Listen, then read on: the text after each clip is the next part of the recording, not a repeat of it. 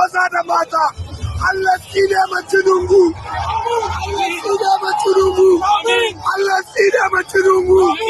Allah tsine ma Tinubu. Ga mu nan majalisa mun yi Allah wadai. Allah tsine ma Tinubu. An Nijar su yi to maza da mata. Allah tsine ma Tinubu albarka. Allah tsine ma Tinubu.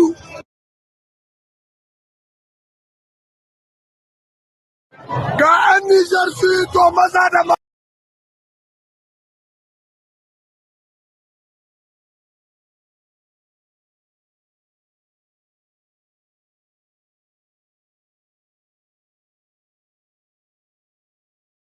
That's when the Abokare later goes to meet in US and he was not arrested. And they arrested Nandikan because there's a mission. People have to understand that. And we are still in one Nigeria. Unity of Nigeria is what you need. So you are not ready for unity of Nigeria. That is what I see and I understand you. And that thing cannot work. You can go ahead, do anything you want. 2027 will flush you out with your message to Central Bank Governor, Femi Cardoso. CBN governor, you want to reduce 1,000 to disengage them from their work, and you expect to spend 50 trillion. Why? All you are doing is billion, 50 billion. You bought a vehicle, 6 vehicles, 10 billion. Then now you want to disengage people and they are dissing, all the money involved is 50 billion. Why? You own all this billion. You don't have thousands. It's billion, from billion to trillion. What are we talking about? Okay, those people that you want to engage, last one you remove them, you bring Yorubas. Are we in Yoruba Central Bank? We don't have north, east, south. No way. We are not in Central Bank. If your Oga send you there to disengage the whole northern and south, we will not accept it, Oga. Do all what you want to do. 2027, yourself and your master, we will flog you out. Because south and east, you didn't even want us to be in there. And we will not tolerate it any longer again. It will be seen that you are putting it only in one side, because last time you disengaged directors. You disengaged 5 from the north, 6 from the south, and all those who remain, only you replace them with Yorubas. Why? Are we not Nigeria? Don't we vote Bola Tinubu? Why is it treating us like this? Why? Is it because our vote is a cost to us in the north and the east and the south, and you say we are one Nigeria? This is Odudua. It's not a distance. It's Odudua. We have said it. That is why Sunday Abokare later goes to meet in US and he was not arrested. And they arrested Nandikan because there's a mission. People have to understand that. And we are still in one Nigeria. Unity of Nigeria is what you need. So you are not ready for unity of Nigeria. That is what I see and I understand you. And that thing cannot work. You can go ahead, do anything you want. 2027 will flush you out with your Oga. We will the way Anyefele, see how Anyefele it is. You're still facing the cases. You will face those cases in the court. Just wait the time to come. You will see it, inshallah.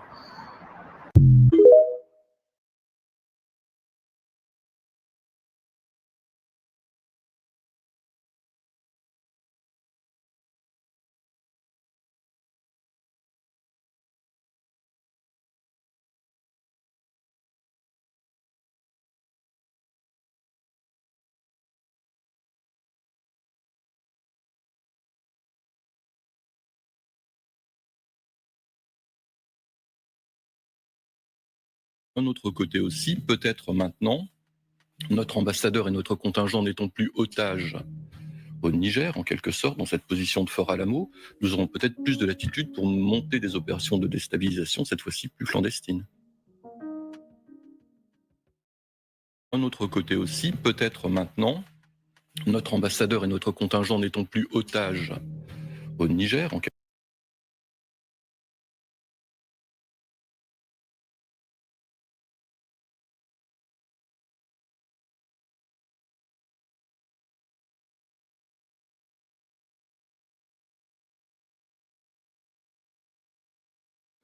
Make Nigeria one. We don't. Nigeria is not one, and it can never be one. We are different nations tied together by force. We should still be one country, but let everyone govern himself the way he likes. Are you hearing me? Let the Niger Delta have their oil. Let the East have their resources. Let the Yoruba people have their resources. Let the North have their resources. Let them manage their security. Give them state police. Let everybody guard his borders. Let everybody generate his economy. Why must you generate oil in the Niger Delta and take it to the North?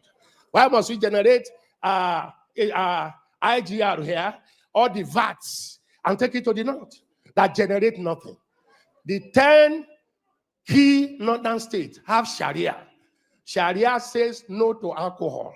Sharia says no to tobacco. But alcohol and tobacco is what gives us VAT here. And you take the money from there to spend where you say you don't want, but you like the money. Fraud, unfairness, injustice. Where did we sit down to make Nigeria 36 states? Where did we sit down? Nigeria was negotiated 3 regions: North, West, East. 1963, by plebiscite, Midwest came in. Where did we sit down and say we shall be 36 states plus Abuja, and the biggest one taken to the North? More local governments. Then we came with federal character. You are qualified, but from the tribe you came from, you can't be qualified. Now, you can't pass any law in that National Assembly without Northern approval. They are in larger quantity, deliberately made so. So how do we go from there?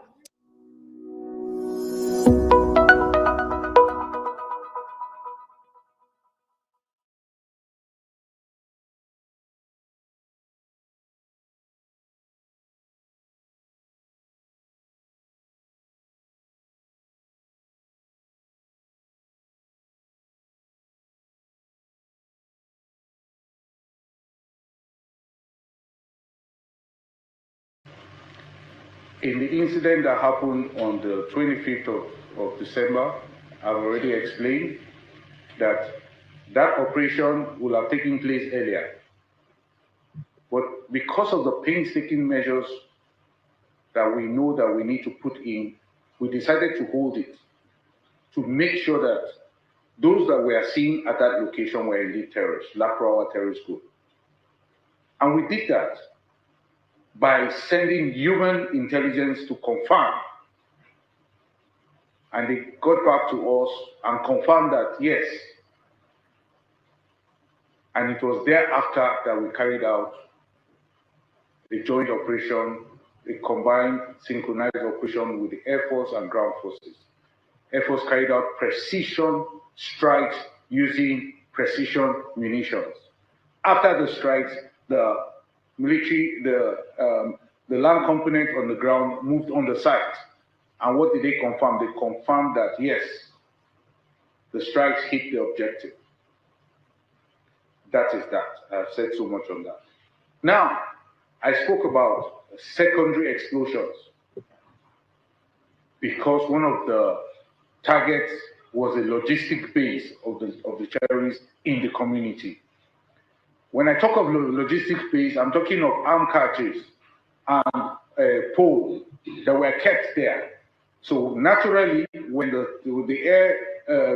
munition hits that, there will be secondary explosion arising from that, which will generate, other things flying in the air, which was what led to the death of about 10 persons that were reported.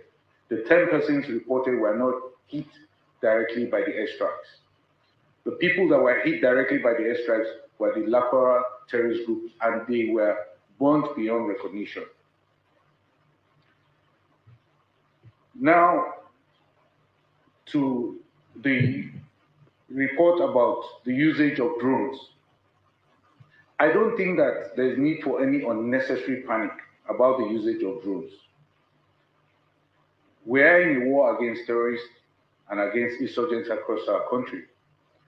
And all you need to look is not far from what you see happening in Ukraine, Russia, Israel, Hamas, and all that. The use of drones in the battlefield is not new. Now, when we are talking of drones now, Please, we don't want unnecessary panic because these are not professional drones, not military-graded drones.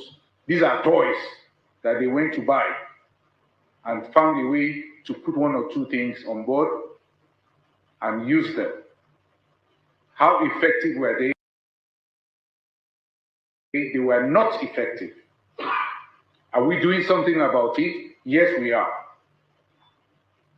Since we now know that this is where their thinking and their thought is going, we have in place measures to forestall future of such attacks. I don't call them really attacks, I call them harassment, because those are harassments. Next is the issue of foreign-based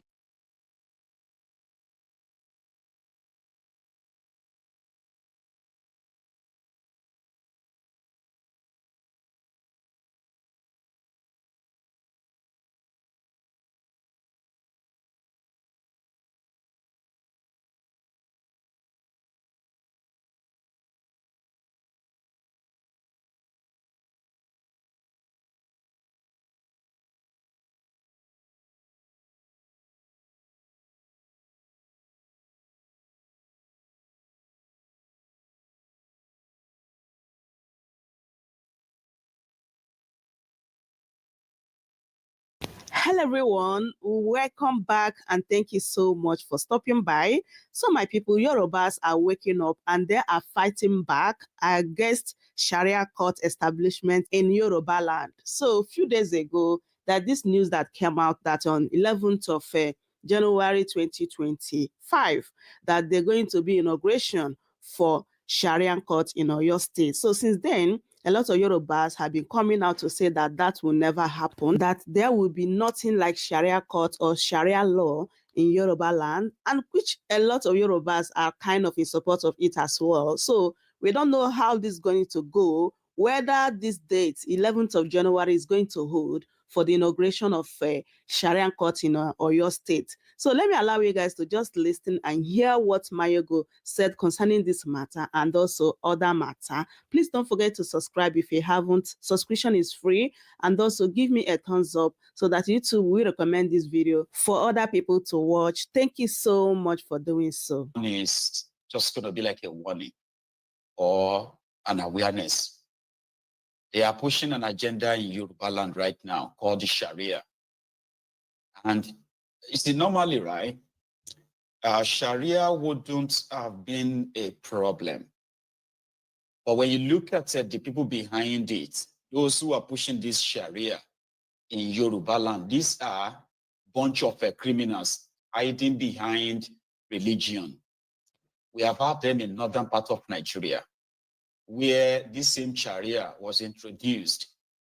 And those who are pure criminals are the people who are operating it. Ordinarily, again, they will tell you that the Sharia is not for everyone, it's for Muslims. But in practice, with what we have witnessed in Nigeria so far, especially northern Nigeria, people have been arrested. People have been locked up for blasphemy. People have been sentenced to death. People who are not Muslims, who have nothing to do with Islam, they have been arrested, they have been locked up. A lot of them have been sentenced to death by this bunch of unscrupulous religious extremists and fanatics in northern Nigeria.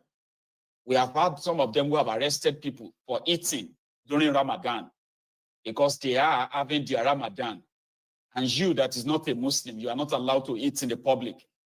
We have seen all this madness play out in that contraption where what they are pushing is not for religion per se, it is for subjugation. It is for control.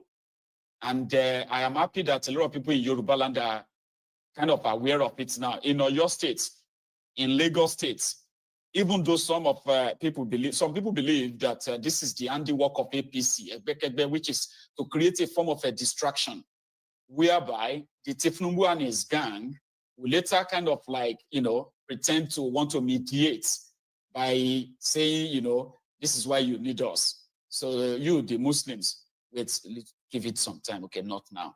You, the Christians, don't worry. We have spoken to them. We will make sure that, you are not affected, this and that. all of this to take a political advantage of you. It is not just happening. If you're hearing it like, like rumor, it is not rumor. There are those who have been already kind of mobilized to ensure that in the next few days and weeks, this is going to be the talking point. But I am happy that those who understand the consequences of this are not just talking. I won't say much. I'm happy that those who are supposed to act on this, or those who have been, sort of jotted by all of this, are also going to act on it. We don't want Sharia in Yoruba land. Yoruba land is not an Islamic region. So therefore, those of you who are pushing all this madness, I hope you are ready for what the consequences of what this is going to be at the end of the day. Those of you at the political class pushing this as well, I hope you also know what the consequences of this is going to be. We know that a lot of you are not doing this because of your Islam or what have you. You are doing this for political reason. And however, those of you who are not knowledgeable enough, if you let them use any takia on you, and you begin to kind of play it down, this is a serious stuff. I'll give you more on that some other time. So the issue of Sharia issue, do you know it's in our constitution? I know it is. Understand? Good. Ordinarily, if you say a place is a secular state, then Sharia supposed to appear in the constitution for first thing. It's not supposed. With that, it's not a secular state. But it's being pronounced as a secular state because Sharia appear in the constitution is not supposed to be.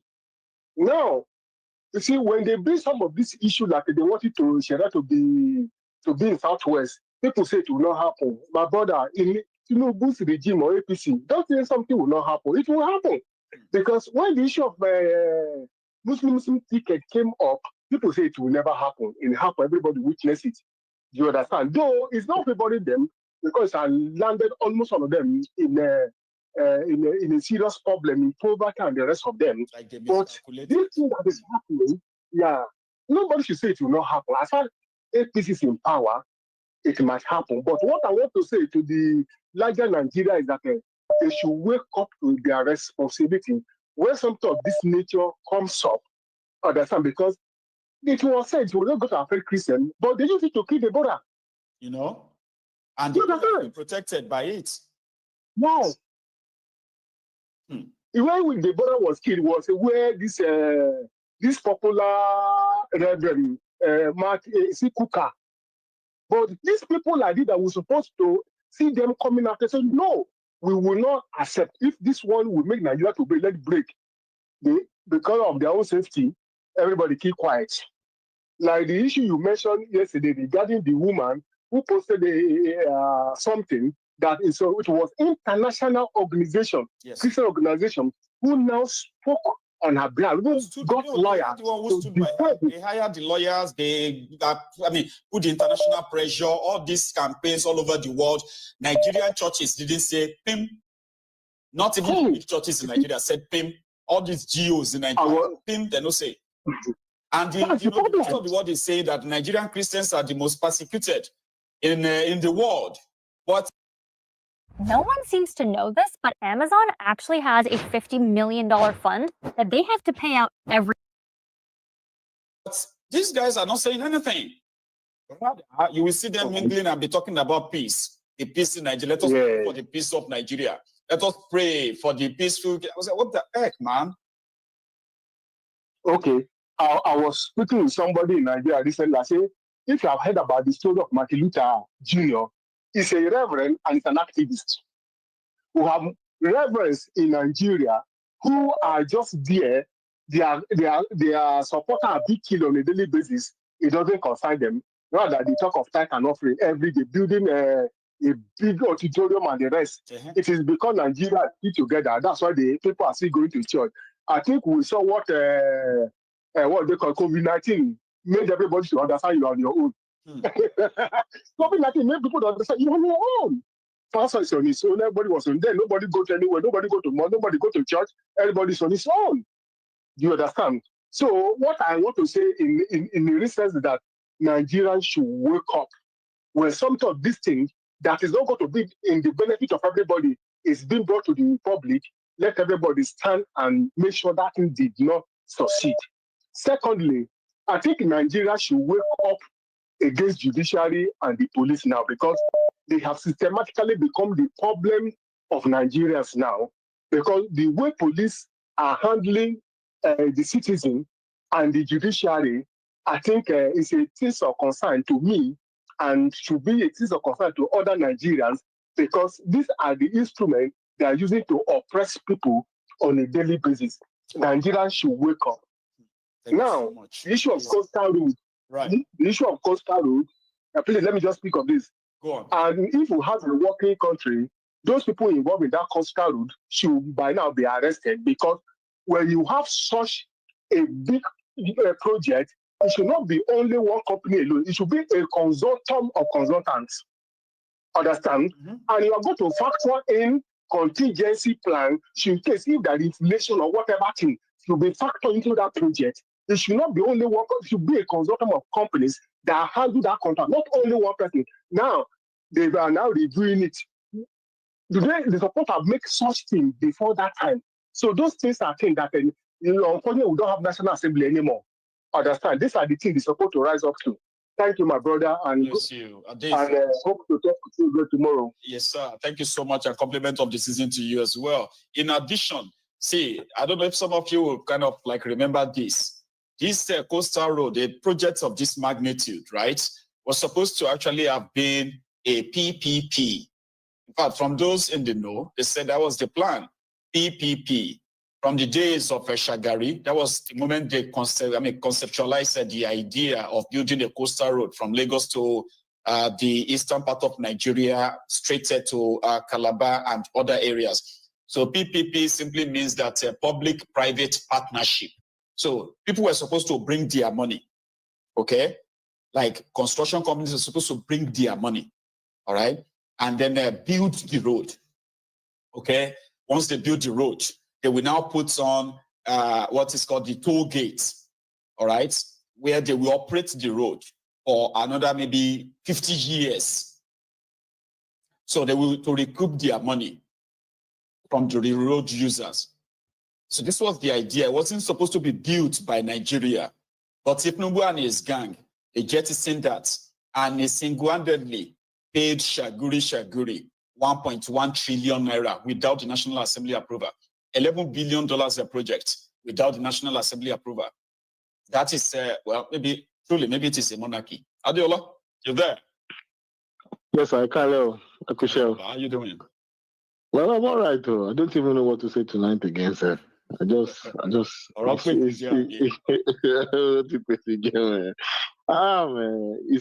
I'm sorry, but this is a monarchy. There isn't anything to fit it. It's just a monarchy. We are practicing monarchy in Nigeria. No. It's democracy, but it is not. It's not democracy, because you actually handpicked. It depends on who you are related to, and it depends on what clique you are in. So there isn't any. It's not a monarchy by blood per se. So you have to rule that out in the first place. So it's monarchy by association. So that is how that place is being governed. It is monarchy by association, not by blood. It will continue, but it's just the fact that many people have lost their lives, especially children in this time of the year. It's so painful, my ego. I feel more or less, I just don't know. I feel so sad at this period in time where people will lose their life because of, just it's mind-boggling, my ego. It is mind-boggling. These people were thrown into poverty 10, 15, 25 years ago. It wasn't like this. It wasn't like this. You've made people poorer. People are poorer. You mentioned yourself about how you move from riding bikes to cars to brand new cars. Mm-hmm. That is example of classical upward mobility, whereby a society allows you to climb because they give you the ladder. So there's upward mobility for you to go ahead and do what you want to do, as long as you want to apply yourself. And someone is saying we should cut our code according to our size, we should downsize, whereas you are not downsizing, you are not the example or the moral high ground or the moral compass to show, what, we are cutting costs.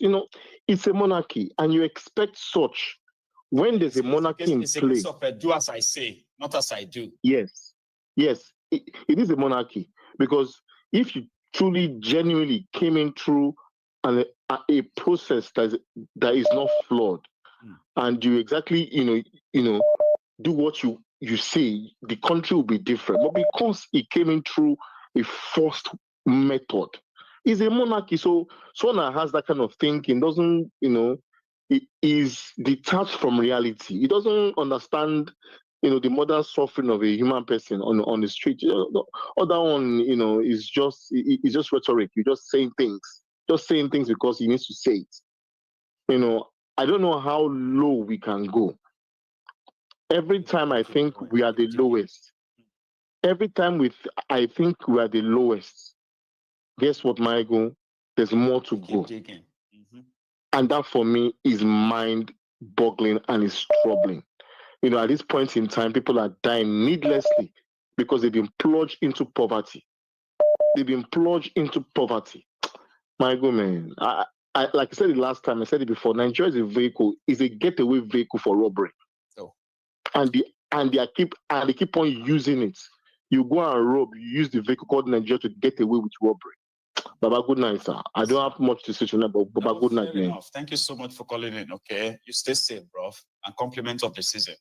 This is the Prince, is JJ Man, representing IPOB for life.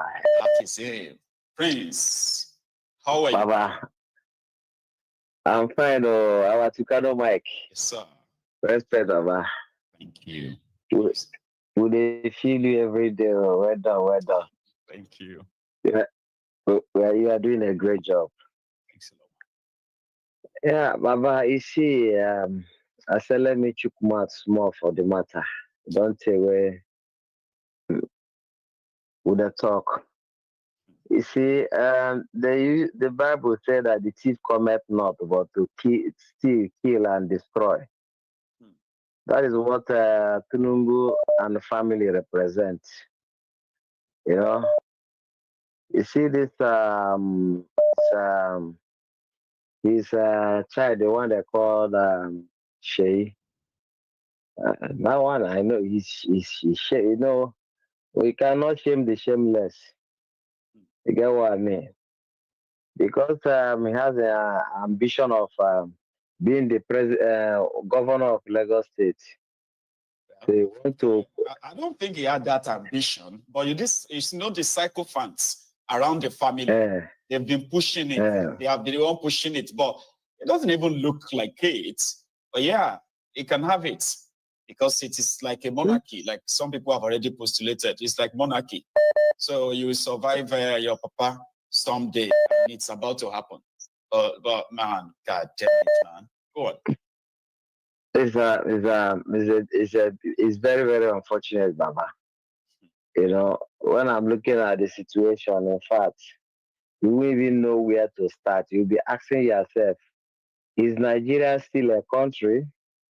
Is Nigeria still a country or something else?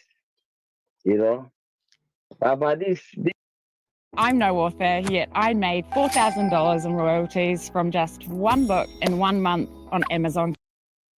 This leads me to let our people know that this thing that Nnamdi Kanu, the professor of Nnamdi Kanu, he told them that they should get their Somalia visa. Because the farming in Nigeria now, what is happening is actually a famine. I don't know if you see it from that angle. To me, it's farming. Nigeria is like the headquarters of refugees right now. Everywhere, palliative. Everyone has something to come and share. And as you are bringing something out to share, thousands and thousands of people are out to collect it. And it's like the country is now surviving on handouts. Like Somalia. Crazy. My ego, it has surpassed Somalia war zone.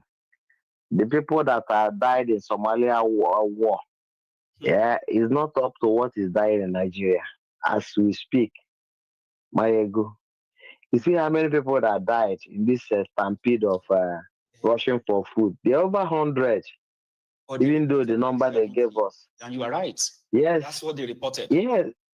If they say 70, Mayego, at the end of the day, some people that carry their own to no hospital that was not accounted for, that died, you won't be in that number.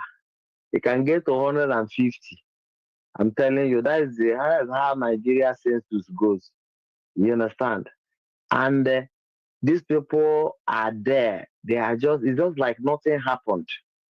Yeah, if it is in where there is a country, as of this moment, there will be national mourning.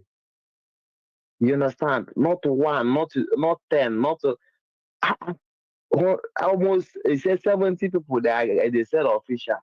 Mayegu is a disaster, complete disaster. Mayegu, finally, this guy that is talking about this Fulani professor. During the Fulani terrorist sympathizer, the one that told us that Nigerian army with what's that guy's name again? With Sheikh Osama bin Gumi, that Nigeria negotiate with terrorists, and now they've destroyed our Nigerian source of our food supply. Now Nigerians are very poor. Well, yeah, he is. So it would never kind of, I kind of like listening to him, okay, when he batches the government, so to say, but knowing his background, I just feel like it is hypocrisy on his part. But yeah, you want to say something? You get the true picture. Because during the time of Buhari, he wasn't this vocal. He was supporting the terrorists. And he was there when Mumu, that Fulani herdsman professor, he was there when the guy gave a whole country, not just a local government, a whole country to criminal gangs, a drug lord to be running. And look at the situation, look at the pains that everybody is going through. People like this, if he's in a country where people, there's democracy, people like this shouldn't come out, because all his record, they will put him before his face. Yes. He shouldn't even have mouth to talk, because he's a terrorist sympathizer. He's the one that is aiding and abetting to the stage where we are today. You know? So it's quite a fact. It's quite unfortunate where we are heading. Mayegu is inevitable. Nigeria is going to end up in disaster. The prayer that we are praying is that let it not be a disaster that the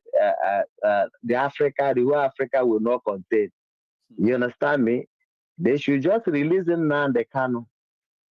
We can't be begging them again. We'll beg enough, because the way we are now is like a sleeping Moran. Everybody is looking at each other. I get me. We beg them enough, but they continue to hold them now and they can. And as long as they continue to keep it now and they can, there, an innocent man who is the face of justice in that country, the disaster will continue to befall them. Disaster, they can never avert any disaster. They will not even know how it is happening. They will be wondering what is happening to them. Thank you, my good general. We'll continue to talk. Yes. They cannot zip our mouth. We'll continue to talk until we get our freedom. It was Thank you, Baba. Said that we should live every day like it's going to be our last, because one day we are going to be right. So until we be our last, right, we will never stop talking. God bless you, Prince. Baba. Stay safe, all right? You too, dear Baba. You too, Here is Freddie. Yeah. Hello there. Thank you. Did I get you or did I lose you? Hello. Hello. I got you. Hello, sir. One name Osita. Yes, my brother. How you doing, Baba? May the peace of the Lord always find you and locate you. Your mouth has been anointed for truth and for liberation of mankind. I will always bless you with words. Amen to that. Yeah. Sita, it's good to have you back, sir. Yeah. How you doing? Fine. Grand. The caller before Prince Jajaman, he believe me, he has spoken passionately. Every morning you wake up, it looks as if the world is crashing on your head. It looks as if everything, because you are definitely going to hear something not only derogatory, but something evil, devilish about where we say we come from. Sometimes I look at it and I ask myself, if not for bad governance, what are we doing in this cold as at this time? That one will still have to go to work. Yes. It is all because of the bad governance that we have. All these things we keep saying, we keep talking about, it is only one thing that can solve all this problem. And the only thing that can solve this problem is that we all just go our separate ways so that we can begin to fix our problem in a more molecular ways, in the sense that you know it is you. When you speak, nobody will say that, oh, because of it's a Yoruba man that is there, that's the reason you are wailing. Or they will say, oh, because it's an Igbo man there, that is the reason you are crying. No. Or because it's the northerner that is there, that is the reason you are shouting. All these things, we will have been able to blame ourselves for ourselves and sort our problems for ourselves, not by. Looking for a Canadian regulated broker that can match your drive and ambition? Don't settle for second best. Discover an elevated trading experience with Forex.com, the #1 broker in the I trying to play, because Nigeria has gone beyond even it has gone beyond a Nigerian thing. Is the tribal issue, the tribal war is worse than when you are talking about racism. It's worse than racism. It is so. So that's where we are right now. Even I was going through my Instagram handle today, or was it yesterday? The imam or the alpha that wrote that Jesus Christ is. Now, people divided themselves, even the Southwesterner. It was now the Christian versus the Muslims. Yes. Then I keep asking myself, if you can be united like this to say the truth when it comes to religion, why is it that you can't say the truth when it comes to tribal issues? Knowing the fact that we do not belong in the same place. Let us break this thing off once and for all. And that is the reason I keep telling people that anybody who comes up here and tell me about anything that has to do with election, I will not accept it. Even if they elect the right person today, how are we sure tomorrow is not the wrong person that will take over from that right person? You know? So I keep asking this question. It brings me to the realization that we are not one, we can never be one. The best there is time nothing wrong in that. There's nothing wrong in that. Wrong in that. In fact, it actually helps to further, help us to be stronger. You know, when I know that I have a neighbor and I'm sharing border with this neighbor that is friendly neighbor, right? And I am allowed to preserve and protect my own identity, my dignity, my everything that makes me who I am in my own space. And we respect ourselves at the border, right? So it makes us stronger. So there's something wrong in all of us being on our own. And that's what they have preached against for so long. If if this big for nothing country is not serving the interest of any of us, right? So why do we want to keeping it? Why? It has never worked and it will never work because it was a contraption that was set up just for commerce. You know? If that is the reason for trade, that is the reason they set it up like that. And it will never work. And that was the reason the same people that gave them the contraption said after 100 years, then you guys can renegotiate to know if you are going to stay together or not. That 100 years has elapsed, and we found out that we cannot stay. So why are we doing all this? Are we doing all these things that just look at a so maybe we can keep claiming to be the biggest black nation on earth. So whose advantage? I do not know if that is. I do not know if that is a medal to them. It is but not. For me, it is the problem that we have created. And I keep telling, like I told somebody yesterday when we were having discussion, I told somebody yesterday that the reason Africa is backward, Nigeria contributes a lot. You know, they themselves, they know it. That I mean, what is the essence? Look at the United States of America. It's a big country. It's a big space, right? Yeah, they are playing a significant role in the world today. But Nigeria is not. Nigeria is not playing any significant role anywhere. We are like a burden of the world. So they know that if okay, just look at what is happening right now. The Sahel states, they are making a way. Even Ghana. Yep. Just recently, they had a new president. He ordered that the Americans has to close down their military base in Ghana. But if you look at all these things that we are talking about, all these foreign countries, they are now seeing an ally in Nigeria. Anywhere they throw them away, they come to Nigeria. Anywhere they throw them away, they come to Nigeria. The reason they are coming to Nigeria because they know that we don't have a voice because we are not one. They are being sacked from all those countries because those countries, they are one entity. But we, because we are different people, they know we have different voices. And at the end of the day, they know that they have their puppet there, somebody they have compromise on. They told him, you can do anything you do, anything you want to do, you have our backing so far, you do our bidding.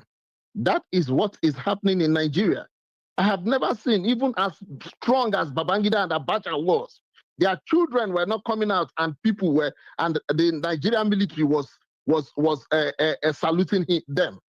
As strong as those people, they were not doing guard of honor for a crazy motherfucking civilian who doesn't have a say.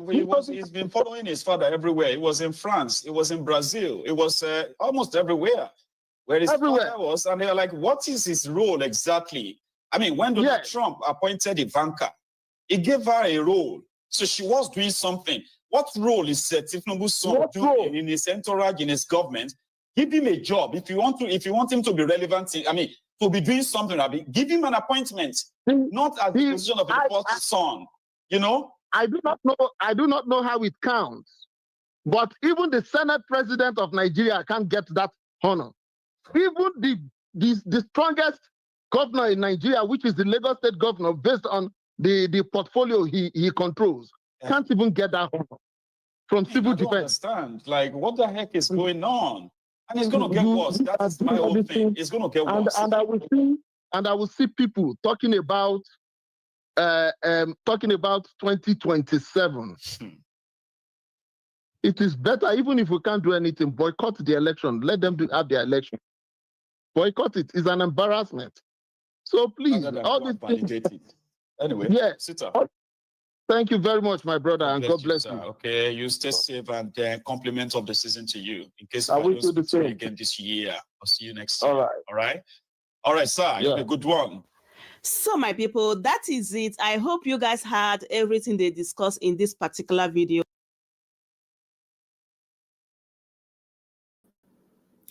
Greetings, everyone. Good morning, good afternoon, good evening, wherever you are. I hope everybody's doing good. Sis, Misty, hi. How now? I know, girl. I don't know. I have tied my own heart with iron springs, metal springs, so it doesn't keep breaking over what's going on in Nigeria. I can't afford to be heartbroken anymore. I just can't, I have to try to show up as often as possible and just put the word out there so we can talk and continue to call out the evil. I know the dam is going to break, but when it will break, that's the real question. I don't know when. So thank you guys for joining me. I appreciate you. MB, welcome. Kenny, I see you. Thank you very much. I was actually looking for that Bayo Ononuga statement you said he brought out. So I was trying to find it, but for some reason I'm not finding it. Do you know what date he shared that post? Was it on the 27th? I'm on his page right now. I'm trying to find that write-up of his so I can bring it here and we can read it. So anyway, in the meantime, guys, Nigeria, I don't know. Nigerians, when they are ready, they will do the needful. I would assume that this alone will unify everybody because whether you like it or not, today is the West. We don't know which other state will be next tomorrow. If they succeed in bringing Sharia to the West, it's game over. Let's not even there's no need to be bantering. There's no need to be saying, oh well, it can only happen here, it cannot happen here.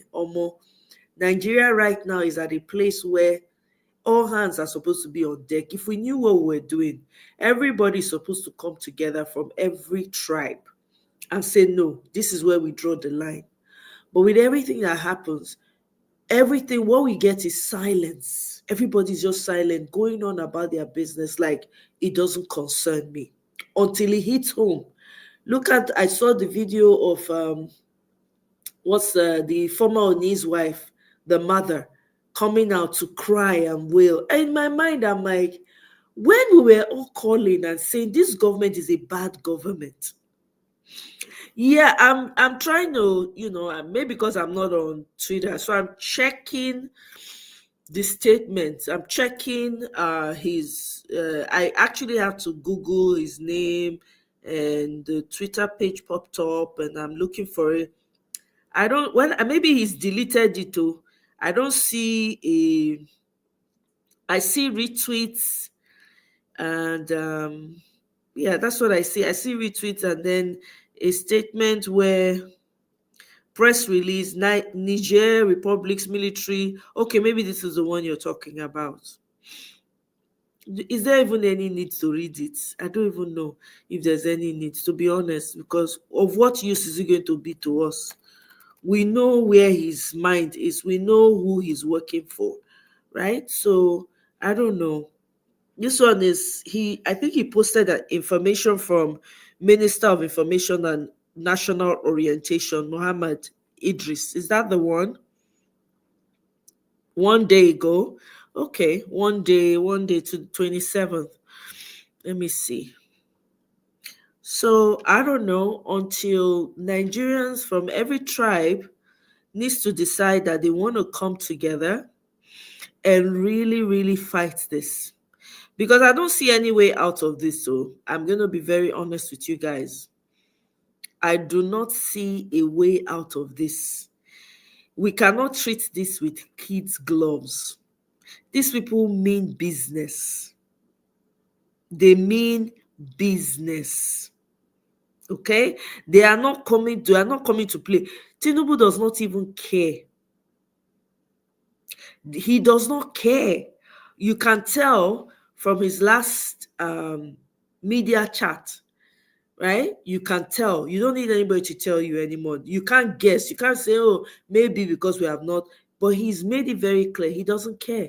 And, some of the callers are called into that Mayego's show, the ones that I just listened to, they said it all. We're in a monarchy. The sooner we accept it, the better. If you don't want to accept it, then we have to start doing something. Because it will affect everybody. I was talking about Naomi's mother, the ex-wife of Oni of Ife. Look at her wailing. When it's time for us to come together as a people and fight for the common good of all, you don't find anyone. Everybody, they do kokomi. It's not my business. Kuku concern me. It doesn't affect me. Look at her wailing. In a working system, should she have to? She won't even need to do video. The daughter has been held. We don't know where it's going to go. And then I saw another video. I think it was an actor who was talking about the parents of the kids ought to be held responsible. Apparently, some of those parents showed up earlier than scheduled. Some of them came and spent the night before the real event. Some parents came and were throwing their kids across the fence to get in. That was how some of them were killed in the process. Some parents threw their children because of rice and 2,000 naira. They go kill their pikin. So the man is saying that the parents ought to be held accountable as well. And I agree with him if that really happened. I don't understand. When I come here and I say Nigerian parents do not love their children, it could be like, say, I don't know waiting at the talk. Does that look like somebody that loves their children? How can you show up to an event hours before the event itself? And then you're throwing your kids across the gate to their death. Hey, God. I don't know. When Nigerians are ready, they're going to do the needful. Everybody is now seeing the so-called, we don't have elites, all the big men, big people for Nigeria. They don't say they affect them. Shebi Tinubu opened his mouth, and said his friend that used to use 5 Rolls Royce has now downgraded to Honda. And he proudly said it. When we say vote for the person that's going to work for all of us, shebi everybody decided they want to become tribalistic. They started paying some of you to become tribal and whip up that tribal sentiments. Guess what? Now that they're trying to bring Islam to the West, you know what's happening? Everybody is now saying, no, guys from the West, do not accept this. Everybody is joining you. You thought that you were going to be set free after they have weaponized tribalism. You thought they were going to leave you. Now they are starting with you because that's the deal that your king, T-Pain, went to sign in order for him to get power. In order for him to get power, that's what he went to do. They are trying to deny the fact that the French does not have military base. The Nigerian president has said what he said. Let them come out and debunk him. All they are doing is just spinning propaganda. The man is jealous of Nigeria. What is there to be jealous about, please? That you guys are under bondage? That you guys are losing lives like it is water? What is there to be? You can't even feed yourselves. You cannot eat. You can't go to your farm. They're not born on a papa where to go farm. You come back with no limbs. They are spinning all manner of stupid propaganda. Oh, the man is jealous of Nigeria. Oh, because France is close to Nigeria. Oh, because France. Okay, let's keep that energy. Because we're all blind. We all want to pretend like we don't know what's happening globally. We all want to act like we don't know. For those that have access to information, keep lying to yourselves. Keep lying to yourselves. Oh, you thought that, they will weaponize. You really thought it was going to be all about Yoruba people. Omo, when I enter one chance, so you see what is happening. It's only after a select few. He's choosing his friends from Lagos, not even from the entire Yoruba state. From Lagos alone, is specific. The rest of you can go and jump inside somewhere. He doesn't care. Now, what's he doing? He's bringing Islam to you, Sharia courts. Everybody now is calling and saying, no, do not accept it in the West. Push back against it. This is the reason why we were all screaming in 2023. This was the reason why. It's all playing out. I remember one of my lives that I had. Some guy called in from Dubai. Was it Dubai or somewhere in the Middle East? And said we should try as much as possible not to let that man step into that office. The man was saying it with fear in his voice. I will never forget that caller that day, the person that came on the panel that day. I will never forget him. I don't know his name. He didn't want to provide his name. He wanted to remain anonymous. Everything he said to us on that live, is it not playing out right now? Is it not playing out? You have terrorists amongst you, living amongst you.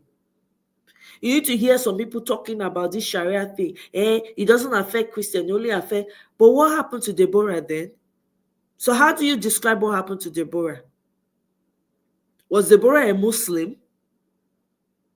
How come the Sharia affected her?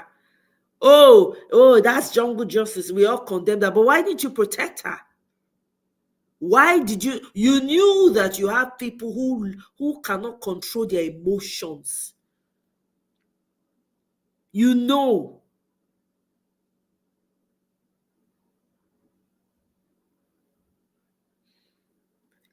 I will do my own part. I cannot do more than myself.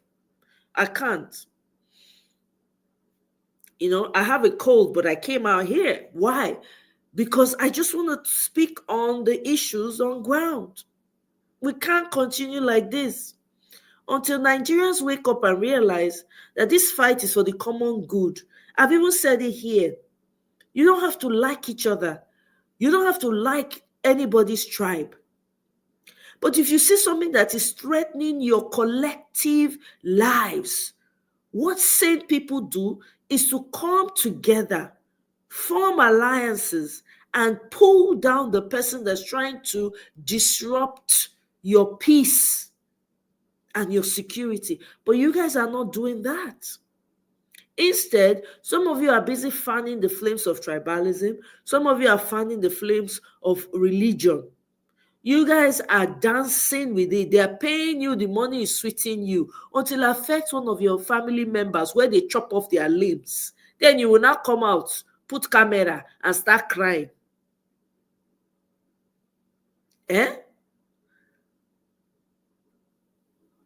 Exactly, MB, exactly. Over the years, Nigerians have just become complacent. Money, greed too. The average Nigerian is morally bankrupt. I'm sorry to say. The average Nigerian now, morally bankrupt. Everything they think about is about materialism. That's all they're busy thinking about. Material things, material things, material things. That's all they care about. How I'm going to secure the bag. Secure the bag is somebody else's. Do you see what is happening with the MAGA group, with Elon and Vivek? You see how quickly they reminded Vivek that you're a bloody colored person? It will just take one policy for everything to change. I don't know what else to tell you. Just one policy. Everything will change.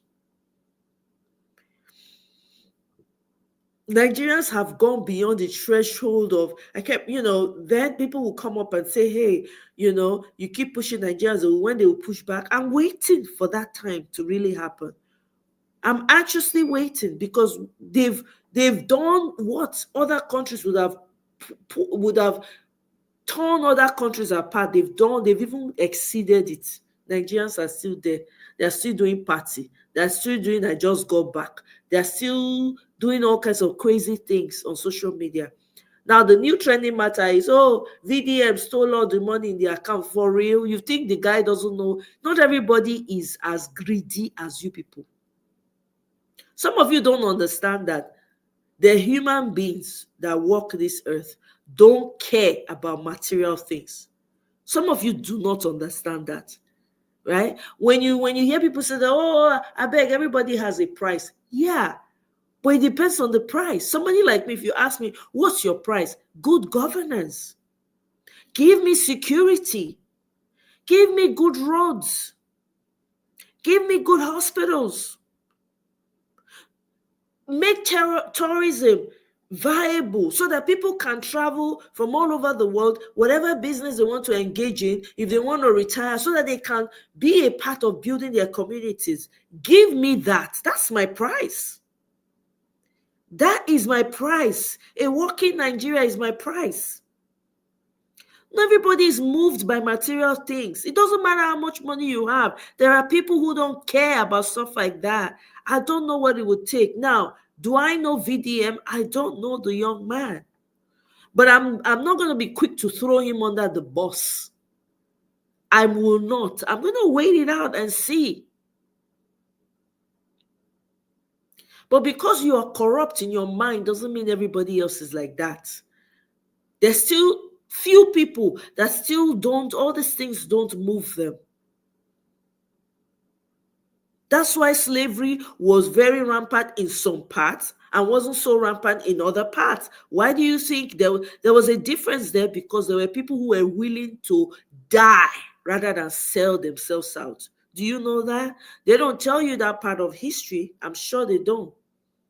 They don't tell you that there were people who were willing, who fought till their death in African soil because they didn't want their people to be sold.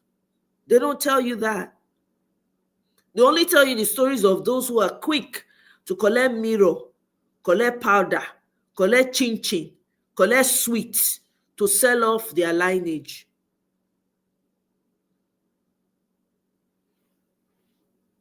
State House press release. Okay, let me see. Thank you very much. Okay, got it. I actually had already pulled it up. Funny enough. Okay, let me pull it up here so we can read it. Let me just read it.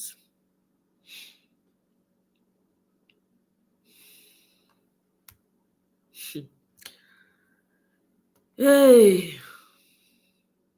State House press release. Sorry, guys.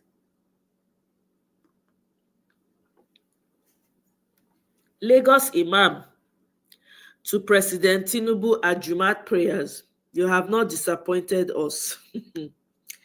President T-Pain observed Jumat prayer at the Lekki Central Mosque in Lagos on Friday afternoon alongside the Muslim faithful. It was the president's first public outing since attending prayers at the Alausa Central Mosque last Friday. In his sermon, the chief imam of Lekki Central Mosque, Riwan Jamil, urged people to be grateful to their Allah during times of fortune and patience during adversity. Now they hear. He reminded the faithful, I don't know who they refer to them, that unwavering hope and faith are essential to believers even in challenging circumstances. Acknowledging the president's presence, Imam Jamil offered prayers for his success in leading Nigeria towards peace, security, and prosperity. The Imam assured the president of the steadfast prayers and support of the Muslim Ummah as he governs the nation. We're proud of you. I remember that we encourage people to vote for you during the campaigns. We thank God that you have not disappointed us. Really. We know you are capable. We know you have the sagacity. We know you are competent. We believe and pray that you are not going to disappoint us. May the Allah continue to be with you. May the Allah entrusted Nigeria to you and will ask you for his trust. Remember, accountability and responsibility to the people. Responsibility is to the people, accountability is to the Allah when you return to him. Prophet Muhammad said, Salah, I don't know how to say it, please, all the religious fanatics, make una no verse, I no be Muslim. I no get religion, because my religion is love and peace. So if I not talk and way, don't take it personal. Not be everybody they familiar with our religion. The most beloved of all people is to Allah is the righteous and just leader. We have seen righteousness in you and fairness and justice in you. Please keep it up and sustain it. You bear one of the names of Ahmed, someone who does what is praiseworthy. This name has been reflected in your past I will hope, please, I can't continue this. You guys go and read it if you're interested. Well, are you kidding me? What kind of state house press is that? It's like me giving a Kene recommendation. Kene is a wonderful man. He's a wonderful inventor, a founder, a this, a that. Praise him, praise him. He's doing fantastic work. Even though I know Kene is not doing a fantastic. That's BS. Anyway, moving along. So, guys, this is where we found ourselves as Nigerians. It is now time, Nigerians, if you're serious, for you to learn now to put your differences aside because your collective lives are at stake. I know it's going to go in one ear and come out the other, but I'm going to repeat it again. Your collective lives are at stake. Your tribes are at stake. Your ancestral homes are at stake. If you like, come together. If you like, you don't. We're all going to see the end of all of this. I'm going to play my part, which is what I'm doing. Right? As I continue to receive the strength to do it, I will continue to do it. But it's time for people to get serious and put action behind their words. There is no way you're going to send money enough for people to survive in Nigeria. It's not going to work. Oh, by the way, they're going to be charging you 10% of whatever you're sending. They're ready to lynch you off of the money you make. So whatever you're sending your people back home, they're going to take 10%. You best believe that. You heard him say that the tax bill is here to stay, right?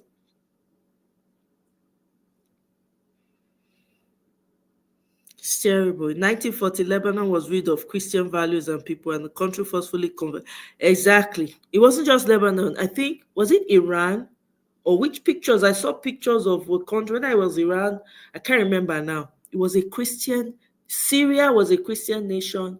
Iran was a Christian, like a liberal nation. Let me put it that way. They came. This was how it started, though. They introduced Sharia court. This was how it started. Nigerians, is up to you. It's up to you. If you want, if we now want make the mumu continue, no problem. We'll all be here to tell the story of the fall, the downfall of Nigeria.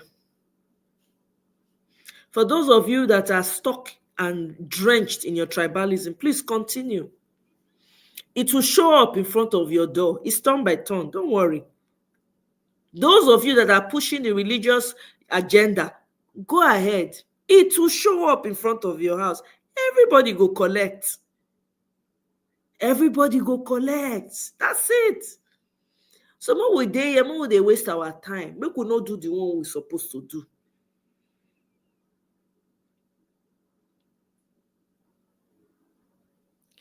Well, you cannot walk away just like that in a contraption that was put together forcefully. How do you walk away just like that? That's the problem. That's the problem. This is a time for all the tribes to, if they knew what they were doing, come together and say, okay, we don't like each other. We can't stand each other. But our livelihoods, our security, our lineage is under threat. Let's fight the bigger one, then we can resume our malice. No. Look at Edo State, for instance. Can you imagine what's going on in Edo State? Edo State will never, ever improve. It's not a cause, it's just obvious. It's a fact. It will never improve. The elders in Edo State are the most unscrupulous, most corrupt, useless, worthless leaders. The traditional leaders, worthless. I said it. I'm from Edo State. All of them. There's none that's standing up for the lives of the people, for the progress of the people. All they care about is lining their pockets now that they're getting their funding directly from the federal government. Guess who they're going to be answerable to? You think they're going to care about you? Look at your governor, Edo State. Look at the man they imposed on you and you did nothing. You did nothing. Edo State is about to become the Stone Age. Watch. Somebody sent me something. Let me read it to you about Edo State.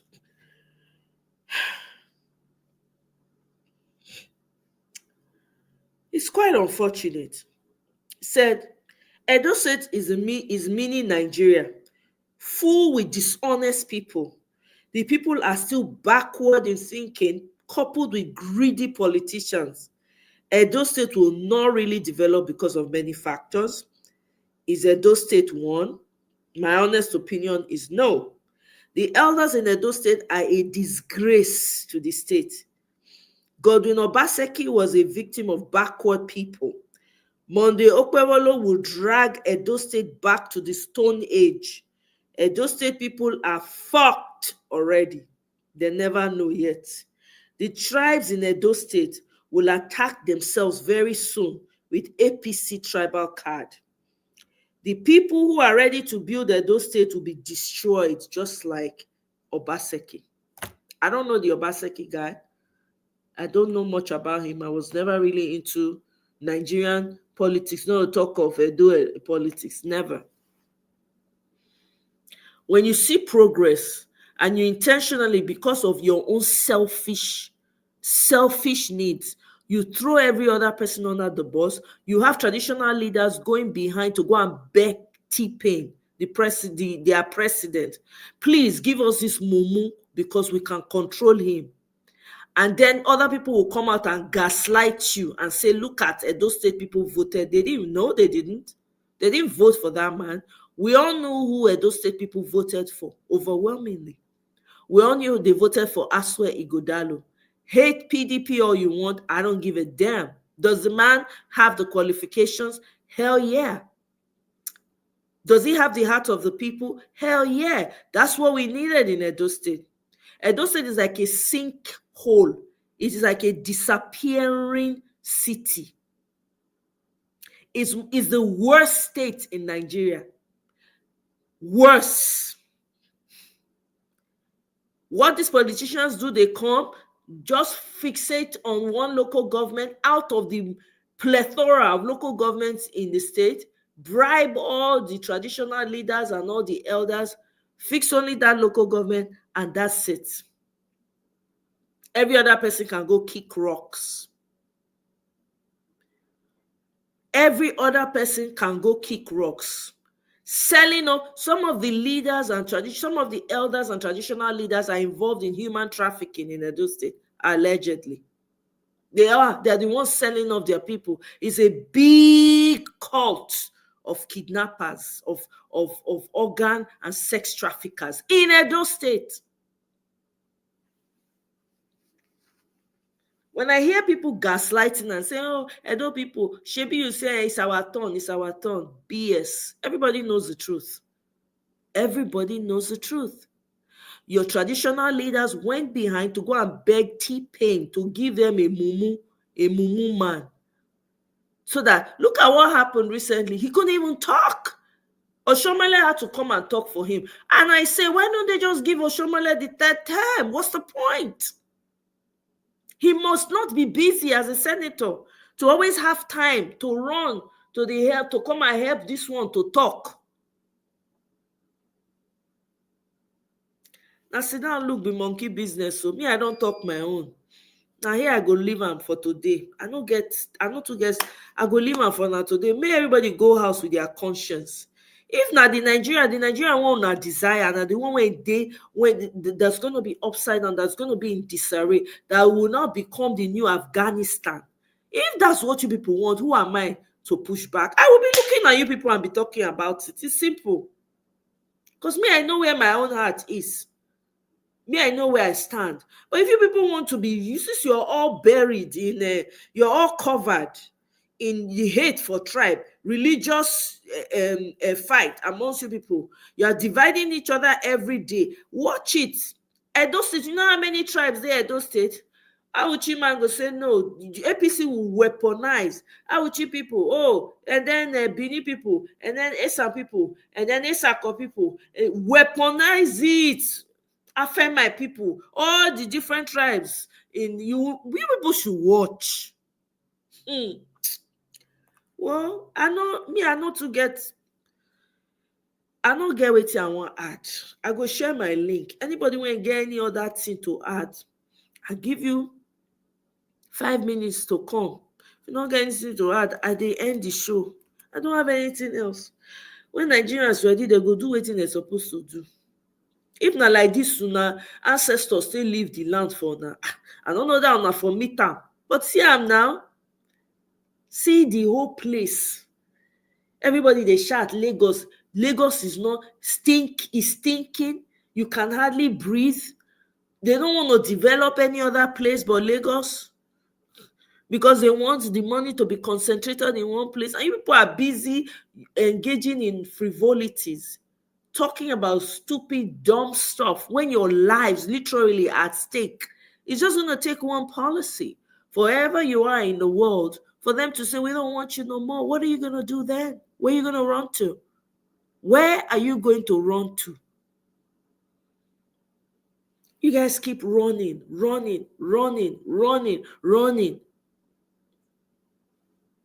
The young people coming up don't even know what it means to stand. No, I have to give credit to the young ones because they literally they've been carrying a lot on their shoulders, man.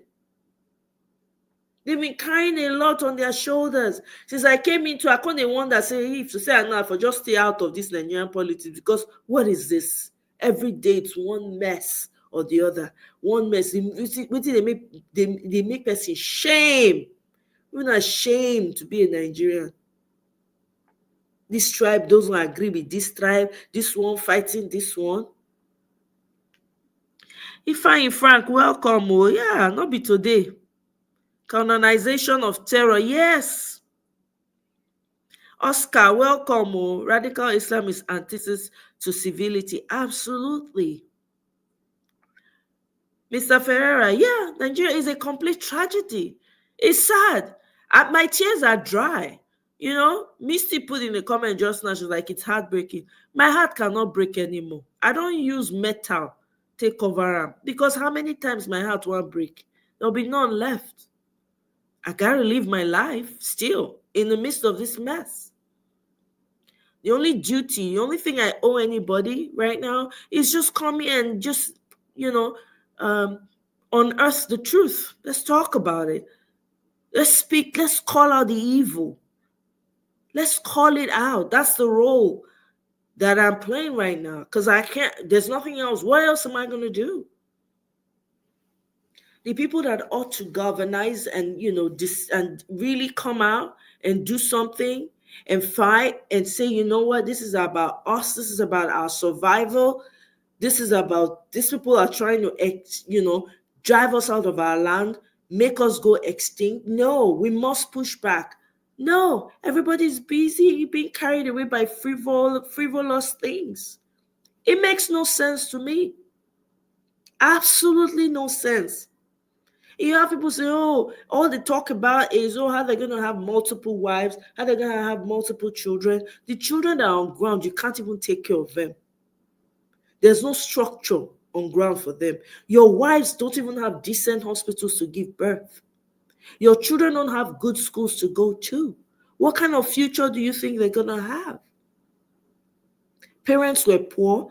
The lineage entirely will die of poverty. There's no way out. Unless you see some good Samaritan somewhere who sees something and chooses to be good. Mama Echo, please welcome. Oh, please, whatever you have to say, go ahead. I go mute. Wait, no more, yeah. Can you hear me? Go ahead, yeah. The thing is, first of all, compliment on the season, my dear. Right. Wishing you same. Thank you. The thing is, we can't give up, okay? Is it frustrating? Of course. But we don't. Me and you not say, yeah. The day when they crazy, when they say, oh yeah, go back home, leave our country. Now the same place we dey run to. So we can't give up. And it is very clear that the day when somebody knows, say,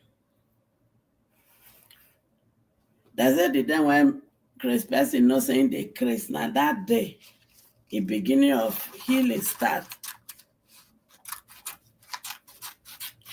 A lot of people will not get it right. A lot. So if you are waiting for everybody to get it right, it's not going to happen. And that is the bitter truth. It's just that when some of us who are in diaspora are not part of this, Tinubu is, according to Mayego, that is the saddest part. And you have rightly said it when you were talking. Majority of those ones, they don't want the people at home to be liberated, because if they liberated, how they go go Nigeria, go change 1,000 pounds to pick they take and they carry women. How will they be called chairman? So some of us in diaspora, we are very selfish and we want to be the only cock that crow in the family. And because of that, we will support these evil people. So the only thing I will say to you is discouraging. Yes, of course. But the question is, when you get to that point, you have to take some leave for yourself so that you can recover. No, I'm not. It's not discouraging. What I came to share is not about discouragement. It's about talking about what the attitude of the people and calling for action. So I'm not coming to discourage anyone. It's not about discouraging. It's the reality on ground. There's nothing to be discouraged. I'm not saying discouraging, not that. I'm talking of your personal burnt out. Looking at I'm not burnt out. No, I never said I was burnt out. I just have a cold. That's all. I can't give up. It's something that pushes me. I can't. Like this morning, I had to come out and say something. It's an ongoing fight. It's not about burning out. And I'm not burned out at all. If I'm burned out, you won't even see me here. I don't mess around with that. I'm just calling out. I'm just calling out for whatever action or something, for people to think and go back home and really look within and say, is this how we want to continue? We need to start having bigger conversations. We need to start liaising with each other. We need to start coming together, regardless of your tribe. We can deal with everybody's differences after. We can, Mama Echo, what are you doing? It's re-echoing back at me. Whatever you're doing in your background is causing like a disruption in the audio. Yeah. So maybe if you can mute and then So instead of people to come together and say, you know what, we're done. We need to fight, at least so that we can sustain that. Let us fight to keep ourselves alive, first of all. We have no security. There's nothing going on. Look at the people that traveled for Christmas. Look at the number of people that were kidnapped. An entire family was kidnapped.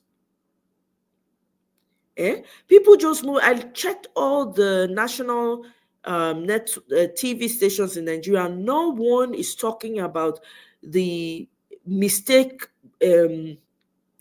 what's it called, airstrike that took the lives of multiple people. Nobody's talking about it. Nobody's talking about the Sharia issue in the West. Nobody's talking about the kidnappings. They're just abducting people everywhere in Nigeria. The truth is, those things have to be spoken about. So I'm just calling it what it is, and hopefully calling for action and hoping that people will go back home and rethink and say, how do we come together? How we have a lot of people that know how to bring people together in a much more powerful way. We need to stop this bickering.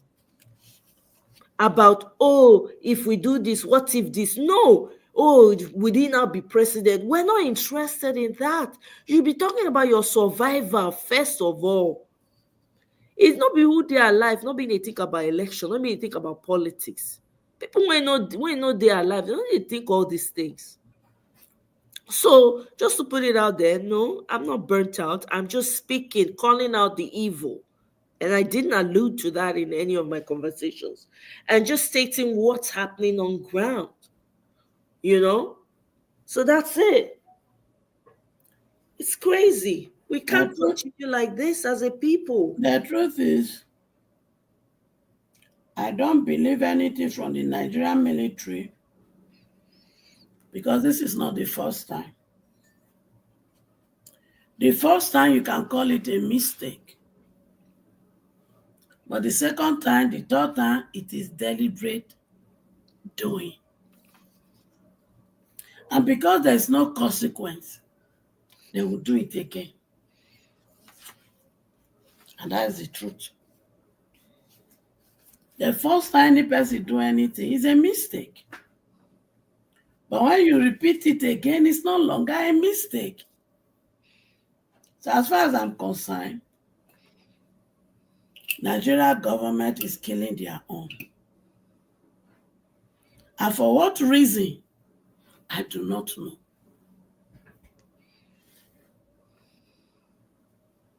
Because before they went to do the striking, they would have checked thoroughly before they make that move. So I think it's high time we have to ask the Nigerian military, why are they buying their own? Why? Why are they doing this? Because this is not a mistake again. This is a deliberate effort of Nigerian military to acquire Nigeria. Why are they doing it? I don't know. And they need to answer to it. They're not answering. They're not going to answer to it. It is the people that need to rise up. It is our own responsibility to demand them to answer to it. They're not, even if you demand, they're not going to do anything. The people have to rise up. They don't owe you any explanation. You don't understand. It's a monarchy now. We don't have a government system. Forget your democracy and the rest of. We are on a monarchy. Do you know? We are not doing any democracy in Nigeria. Exactly. Tinubu's son goes everywhere with him. What's his position? What's his title in the government? Nothing. No, monarch, king, Nigeria king. When he came to do media chat, there's no empathy, zero empathy for the sufferings of the people. Zero empathy. In fact, he doubled down on the sufferings. Even the people that went to ask questions, which kind of question they asked? Those people were positioned. They did not go and ask any question.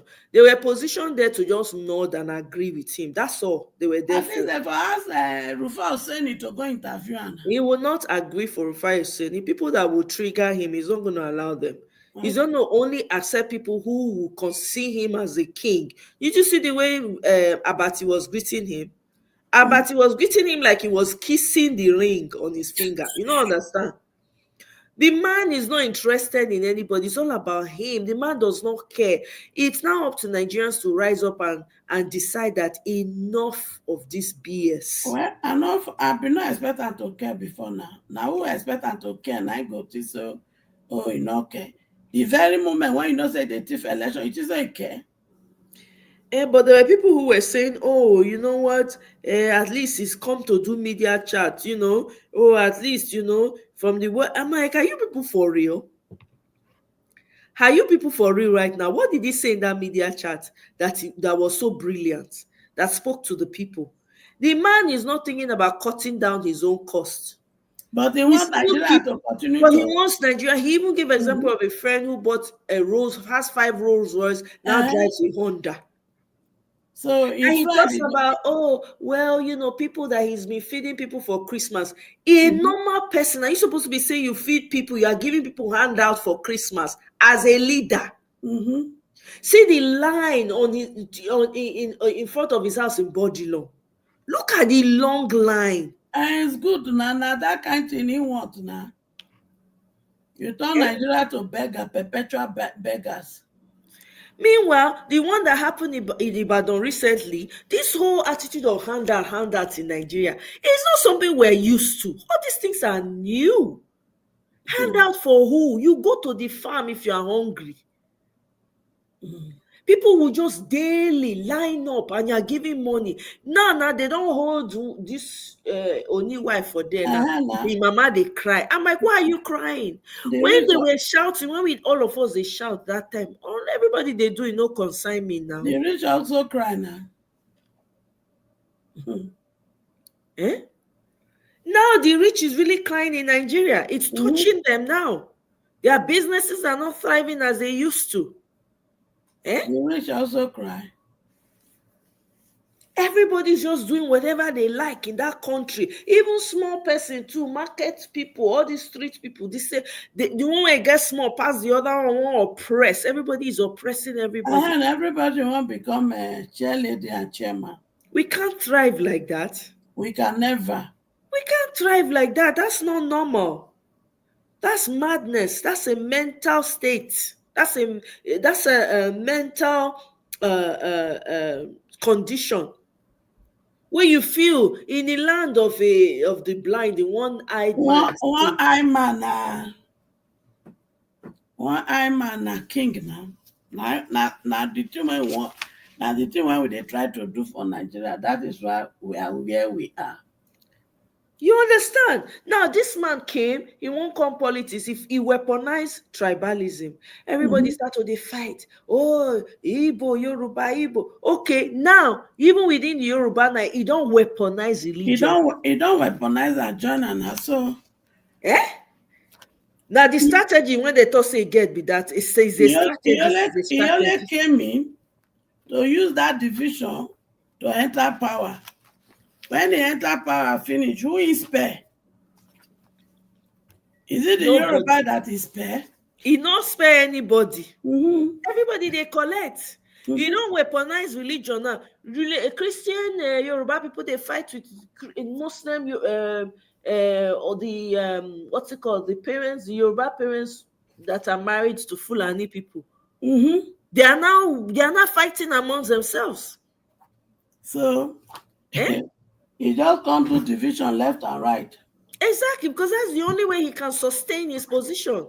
Ayuba, now he don't come do. Exactly. And then meanwhile, on the northern side, those ones too, they vex for them because of tax bill. They threaten them. Is it the Bauchi state governor or somebody? I said was threatening him, was saying that he should not try it. I say he will never see anything. But the truth is, they talk when I think say we just want we like to talk. But the truth we say, you care for any person, He came for himself. It's not all these people when they come out, they talk. Now this man came for him. Oh, when they do our local, they carry him for head. You can't give them Yoruba national. What do they call it? Yoruba. That they are thing when they fight for Oduduwa nation. Now what did they think with that? So they don't say. So they were now supporting him in some of his terrible. But at the end of the day, now they don't say. Our color come. Exactly. He only used that to ride into power. Ride on the back. Exactly. Reach there. How many of them they don't buy now for the West? What never happened before? They don't buy kings. They don't buy number of people that they buy for. They know they bring about for news. They go hide the information. They are all lorry there for their inside prison. Can you imagine that? That person when he come for our local, of course, that right there tells you that he came for himself. He doesn't care anybody that stands in his way, not to get rid of you if it's too hard. He has caused the division now amongst themselves. I remember then there were people I knew on YouTube street that were all doing a milokon together. I didn't even know what religion they belong to. Now, come to find out, one is a Muslim parent, mom, dad is Fulani, mother is a Yoruba, the other one is full Yoruba, Christian. No, he's not even Christian. He's into traditional worship and all. You need to see them arguing. They've become sworn enemies. That's so now. I say you people that came together were shouting on us then. They will speak Yoruba, they will switch, just say they don't want everybody else to hear. But we understand Yoruba now, we patch our ear for window. You don't know. The thing is, the red oil of innocent people when they speak, it can never go without asking for revenge. So everybody they enjoy Anana. Exactly. Not when they shout, hey, yeah, Muslim, that they raise shoulder, Muslim ticket, yes. There's nothing wrong with Muslim ticket. There's nothing wrong. We say, now they don't they collect. And our local know how to do and well. He made sure the VP, he shut him mouth up by giving him. We don't even know that one they exist. By giving him a 21 billion renovation. He give him everything when he go. No, so that one not go. He not come there to represent not again. Exactly. He come there to represent his pocket. Exactly. Do you understand? All that one for not now that they cry. How can tax bill? How he knows it's Kwankwaso, whatever his name is. If may nobody support that tax bill, may nobody make Northerners fight against them. The military base, may they not go greed, Don't put military base for them, they're not getting their feet do. I said, so now all una eye don't declare. All una eye don't declare. Tinubu tell them, I heard that he said the problem of the illiteracy when they north, now northern people problem, not be made them find as take sort out. But are they not the one doing it? When Jonathan tried to build school for that, what did they do? Guess what? They are now begging Jonathan to come back. I say you people want to. Hey, I say Jonathan get sense. Make some of you maintain, respect himself, stay where he did. So they are begging Jonathan to come back. There was an article I read from the northern people. They were saying, no, that Jonathan. I say if you like, you people call Jonathan 100 times. That man is not coming out. If people love him, they should go and tell him to sit his ass out. Now who they want hang? Now who they want crucify? Now they look for. Make him watch hand come up for him. When he was there, they didn't appreciate him. Everything that he did, they made sure they destroyed the good work that man did. I'm not saying Jonathan didn't do anything for in your people. Exactly. No road for no school. No school, nothing. He did it all for them, yes. All for them. Now there's nothing, you don't have anything to show for it. You people have been leading, you guys have been in control of Nigeria.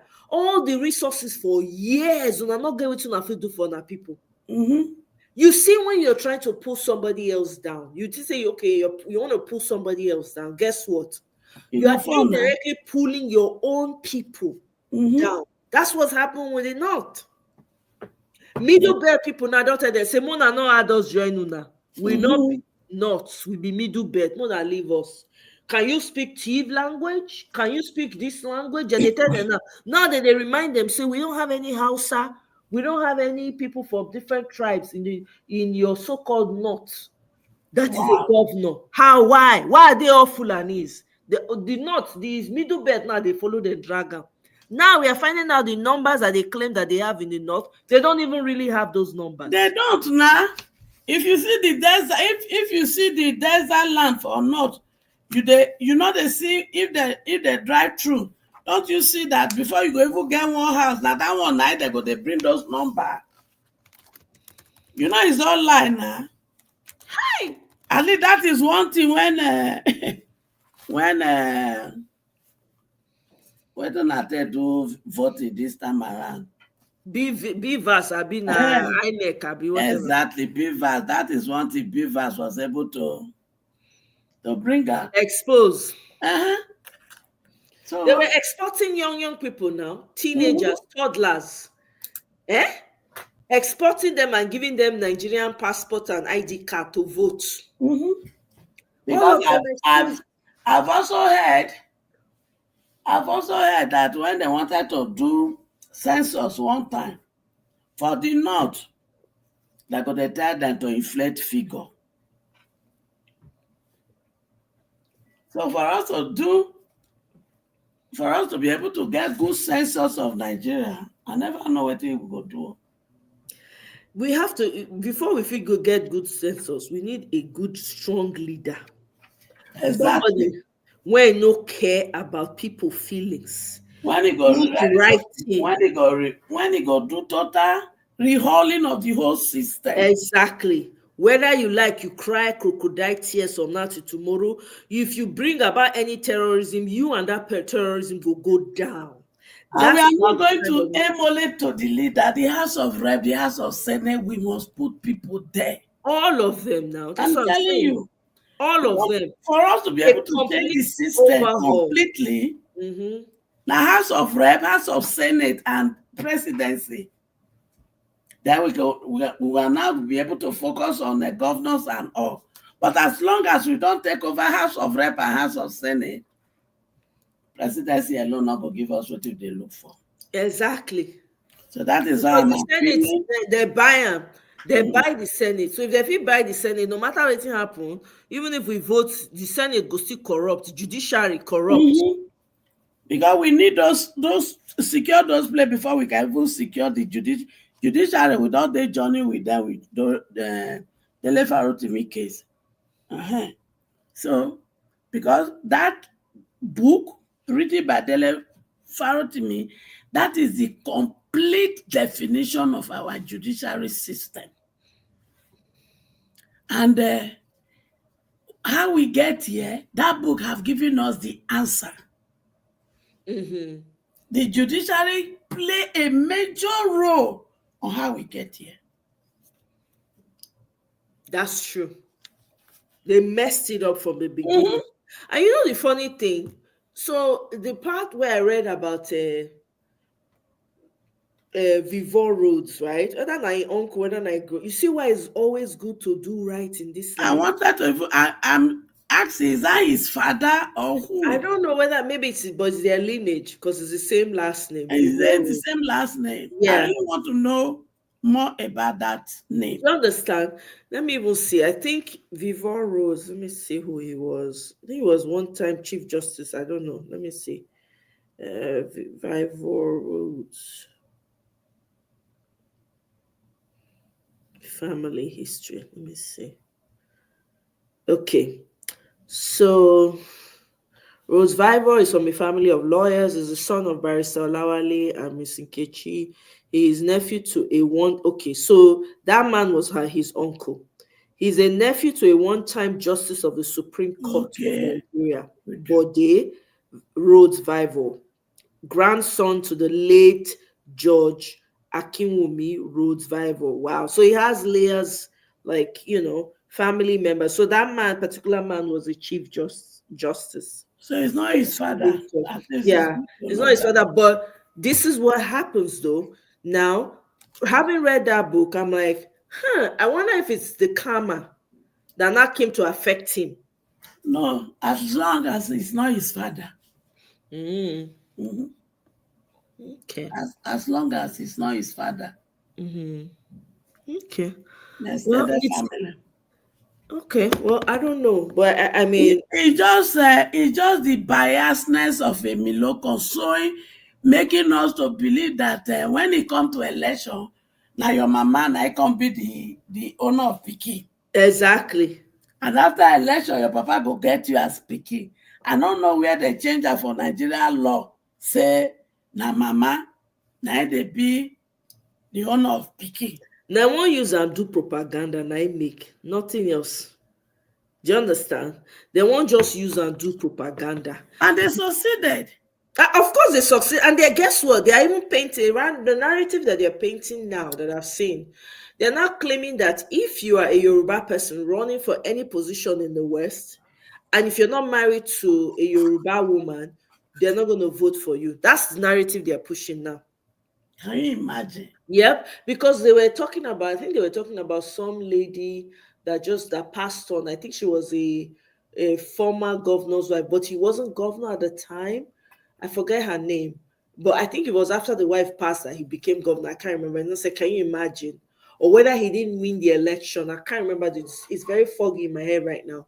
But so they were not saying, can you imagine if he was governor, right? That means they would have had someone from the Easters. I'm like, Jesus is Lord. Can This you is just see the madness. problem they are causing that for children?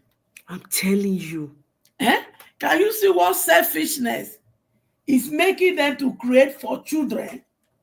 So how do you not expect children that are born into this kind of structure? How do you expect them to feel?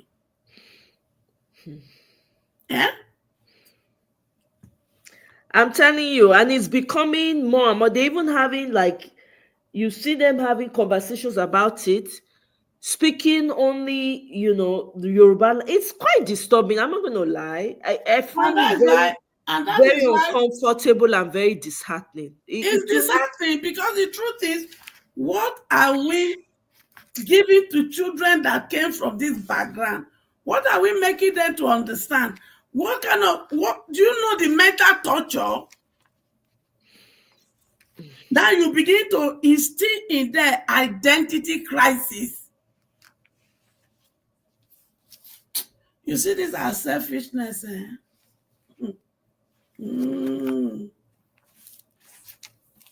if it can become obvious in a Miloko regime. Now. It's becoming more and more obvious, and they are ramping it even more. And I consider and say, Abi, and at the same Nigeria be this, Abi another one. I don't know, because what they happen for Nigeria now is very frightening. No, I don't know. Now divide and rule. Now you can take care. Now divide and rule. Now you can establish. And they are selective now, Michelle. You know what they do? They are selective about that. Then you go see say now wetin can dey happen. People mentioned it and said, okay, so wetin you go do about Sheyi wife now? Sheyi wife now from the east. Wetin you want to do? They don't already talk say now he probably go become governor of Lagos State. Now the divide and rule method when they just God. It's mental torture, because imagine now you now want to marry, you can't think, because you don't choose who you marry. Do you know that? You don't. You don't. You now meet somebody, your principles or whatever align. You are not thinking tribe. You are thinking we align. That's I have peace with this person. This person going to drive me crazy. Is it going to be? Will we be able to work together? That's what you're thinking. You don't marry the person because you can't say, oh, you're confident. I know. Oh my God. I don't even, my mind, I don't even want me to go there, because it's really disheartening. You meet somebody, you people love yourself, your ideology and everything, right? You know you are going to be able to work with this person and make your life happy. Then one person go come with tribe when they not nominate, when I not choose the tribe, when I won't come from into this world. Then you will not. God, I beg. It's disturbing, no. Anybody when they listen, may go sit down, they think, I don't know who na be. All this when they throw this whole narrative around. Hey, my go come back, come bite to now. This kind of thing not be waiting that because you can't. Those are things that are outside of your control. You can't do anything about that. Look at what they are doing. All those one, Papa, all of them when they support this evil. The children when you get, so your grandchildren, you know where they go, can meet each other to marry. Whether the daughters you get or whether the sons you get to, you know where they go, can meet each other. They go call like they said they won't marry. One, I just want to destroy the younger generation with every wickedness in you. Hate. They want so hate. Una don't marry, una don't born, una won't break water to go. But una they encourage seed, evil, when it won't affect this younger generation. What kind of people are we? I don't know. Now, same question I they ask. I don't know. I'm not part of this type of people, because I wasn't raised like that. I don't get that kind of mind. My family don't get that kind of mind. So I don't know. This is really strange to me. Because forget that. Let's Heavily forget about stained. politics. Let's forget about politics on this matter. We are talking of these younger children. We are talking of unborn generation. What are we planting down for them? Remove politics. We just want to win their life totally. Exactly. Complete ruination. No, they won't ruin them completely. That's what they're planning. That's what they're doing with this whole thing. You guys have not put down enabling environment for them to be able to graduate and make a living. That una never tire for that evil one and do for ground. Una won't destroy them for relationship.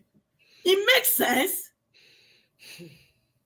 You call me person now. You say, oh, where are you? Hey, God, the first question. Where are you Where from? are you from? Ha! God, I beg you. Where are you from? You're not interested on whether the person is a decent human being or not, whether a monster or not. No, you just want to know where they come from. So that if feeling want that, like, no, you go keep the feeling because it be Igbo, you be Yoruba, or anyway, we're not the drum for Robo. So exactly, because this thing tire me because when I look my family now different tribes now for my family. Now different tribe. I get Calabar for my family. I get Igbo for my family. I get Yoruba for my family. I get acknowledge maybe not middle belt in my family. Middle belt. I don't understand where we want to none of my younger sisters are married from Urobo. None. It's crazy. And they keep weaponizing it. If you see when they talk about them, you say, what level of hate? Who hurt you? Where did this hate come from? For another human being, just because they come from another tribe, you say no, you not go agree. It's crazy, yo. I'm not gonna lie, it's crazy. If you're a parent out there and this is what you are doing, I am let it not come, it will come back and bite you. You know how many daughters where they don't allow marriage because of this useless tribe? It happened to me now. I don't want to mention any tribe name. May not be like say they call out any tribe. 2 occasions like that. The first one say, no, that's on tribe where you come from. Now so medicine on they do. My family no go agree. Another one, the family, the boy mama, that one say no, they don't want to. Meanwhile, the mama na from another tribe. The papa na married to the family. Can you imagine? He refused. He say, tell his son, he scattered the whole thing himself. You see? Me no, you see the funny thing, it no affect me. Me no even think like that. That time, me no know so na tribalism they use for me. Me no even think. Now when you got the show for Nigerian politics. Now when exactly. This was what was happening. Oh my God. I know, so you don't tell me this thing. I don't know. So now this thing, it don't take long, but this one when they can't bring an obvious for politics like this, and they even come. I think so that waiting don't they die throw away before, but now they are resurrecting it, and they don't even care the consequence of this younger generation. I know somebody when he cut off relationship because of this tribe during election. 2 of them just part way. They part way for no reason because of stupid people when they do tribe. These are people when they won't walk their way into altar. Look at. We really need to address this issue. It has during the election, I can't know say now waiting happen be that. Me no, my mind no even go as like whatever, you know. But I can't say my goodness. So now I see that they're weaponizing it on another level, to another scale. It's frightening. Now the children go suffer. Now young people go suffer. That means what they are doing is they're going to push a lot of people out, which I have started seeing. A lot of Nigerian women really hardly marry outside. It's hard for Nigerian women to marry outside because of that cultural bond and the way you were raised. Now a lot of Nigerian women are now looking outside. And I'm thinking it has this what we're talking about had something to do with it. So there are a lot of Nigerian women that are married. Is it better for you to marry your somebody from Nigeria? You know, so now we be there. Or for us to go to Burkina Faso to go marry, abi go to Ghana. You understand? Yeah, it would. Let me tell you. First of all, you can find love anywhere, right? You can. It Exactly. depends on the things that matter to you. Okay, Mhm. the people who want peace of mind have a say in their marriage because the way we're coming from. A lot of men are still very stuck in this Mhm. old mindset that they don't want to leave. Right? They want to always be in control. They want to always have their say. As a woman, you shouldn't talk. A lot of women are not appreciating that because they saw their mother or their grandmother go through that. They don't want to deal with that, right? So now many women are looking outside. They're having broader minds. Like, okay, somebody who's going to let me, I need to be a partner with the person that I'm with. My own word need to matter for the Mhm. person. So it no matter where you marry from. And it's supposed to be even sweeter to marry from your own your nationality. Exactly. Nigerian, because we're diverse, there are people from different backgrounds. It's supposed to even it's supposed to make more sense. But Exactly. because of this tribalism and all these other sentiments, so it don't make any sense. A lot of people are saying, you know what, wherever I find where I know say my mind go dey okay, I no go dey run for my life, or our in-laws no go come dey look for women that go take care, frustrate my life. That's where I'm gonna go. That's what's happening now. So at the end of the day, who is losing? Now the Nigerian, you know what's happening. A lot of Nigerian men don't know what's in. I know that a lot of Nigerian men also marry outside, but what's going to happen is there will come a time where the culture and all these tradition Will things and begin to wipe everything, out. it will wipe out. It will be That no is more. the truth. That's what's gonna happen, unfortunately. And a lot of Nigerian men are not saying that. The reason why I'm saying men, because men are still seen as the top echelon in Nigeria. Like he's the Exactly. man, anything he says goes, right? So they always put them at that pedestal, right? But man when he know himself, even if they place you for that pedestal, or embody that position, but with a sense of humility. Mm-hmm. But they don't know how to do that. A Instead, sense their of ego, right? humility They always a big and a part. sense of, especially when you have traveled out. Most of Abi, them they travel out, but then they open their minds to learn no, and this, unlearn. They're not if the most of them that travel out, this is what they do. When it comes to the women or the place they travel to, they go do that humble. exactly. Then your Nigerian person, they see you like that. Then when you come reach that your Nigerian person, you come begin. It's so painful. Yeah. Yeah, I have a friend that happened to actually some years back. She did date this person, Nigerian. She was very excited because she really always wanted to be with a Nigerian. She was born here and everything, but she always used to go home and all that. So she understands the culture. So she's always wanted to be. So when she got a date this Nigerian person, right? Nigerian person, they treat her with familiarity, they expect, demand certain things. I think the relationship didn't work out, obviously. The guy It can't could end now. up with a woman from Mexico, or Spain, one of these Spanish-speaking countries. If you see the way now she gonna tell me, if waiting the man no dey when he go ask man say Anna lie no go ever do go say how can you be asking me to do that kind of thing? Don't you know the You culture go we do are coming double of from? it for the He the go other the nine woman. dey back pikin. Now they cook. Meanwhile, Uh-huh. when he was with her, you say, oh, he even taught her. Now he teach him how to make certain Nigerian dishes. Say Mm-hmm. man no dey enter kitchen, but he just want teach her. Now he can they do everything now. Now they Mm-hmm. clean house. Now they do. If you say they, But meanwhile, they what the best. Nigerian lady was looking for, you not reach all those one. No. Uh-uh. You not reach all those one. Mm-mm. Exactly. You That's the people, problem. it's so sad. It is. So what's going to happen is over time, the culture is going to disappear. All these And that traditions, is everything. and that is our value system. Oh. Yep, it's gonna go. It's good. Our That's what value people. system That's now what we they don't want trash. understand. We Yeah. want trash her for tribalism. Yes. right? It's supposed to be powerful when two Nigerians come together because you guys understand the culture, you understand each other. The union is supposed to be more powerful. Okay, sis, Really. did you notice that your Igbos don't embrace our own culture? They look for Nigerian women. You don't understand. There's a huge market now that they look for. There was one place, I think it was on TikTok some time back. I did TikTok. They like that culture. They look for Nigerian women. They say if you're a Nigerian woman, Yep. They even have live dating shows only for Nigerian women. I'm telling you, facts. They like it. They like that culture. The way that they do traditional marriage, the dressing, everything, the food, everything. They embrace our food like no man business. Yeah.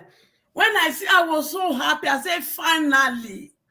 Yeah, I mean, it only happened since. It's just that if that continues to happen, then the culture is going to disappear. The tradition, the value system is going to be gone. How can they be going to our country to go and learn our language? And when we there with the call am vernacular.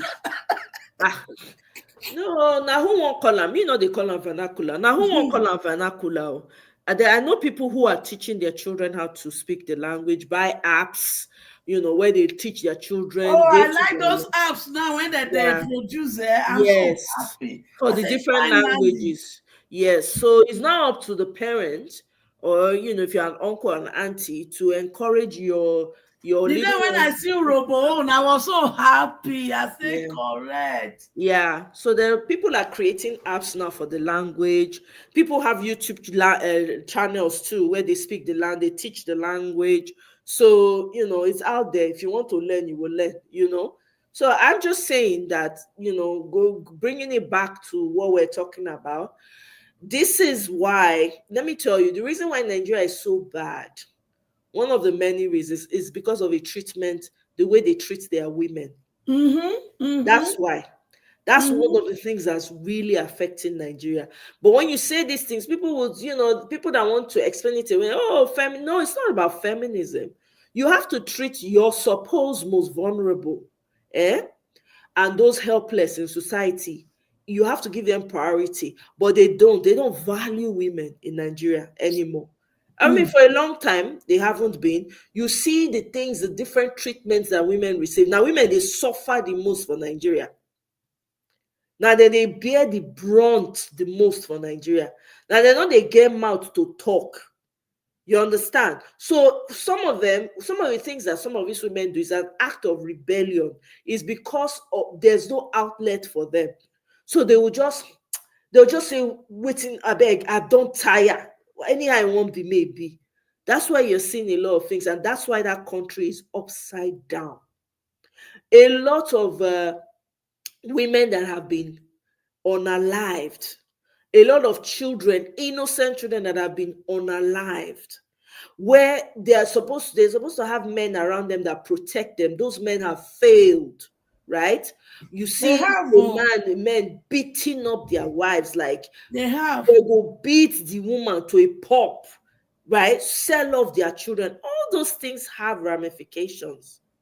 Until Nigeria starts to treat the women right and put them in their right places in society, I'm sorry, guys, that country is not going to get better.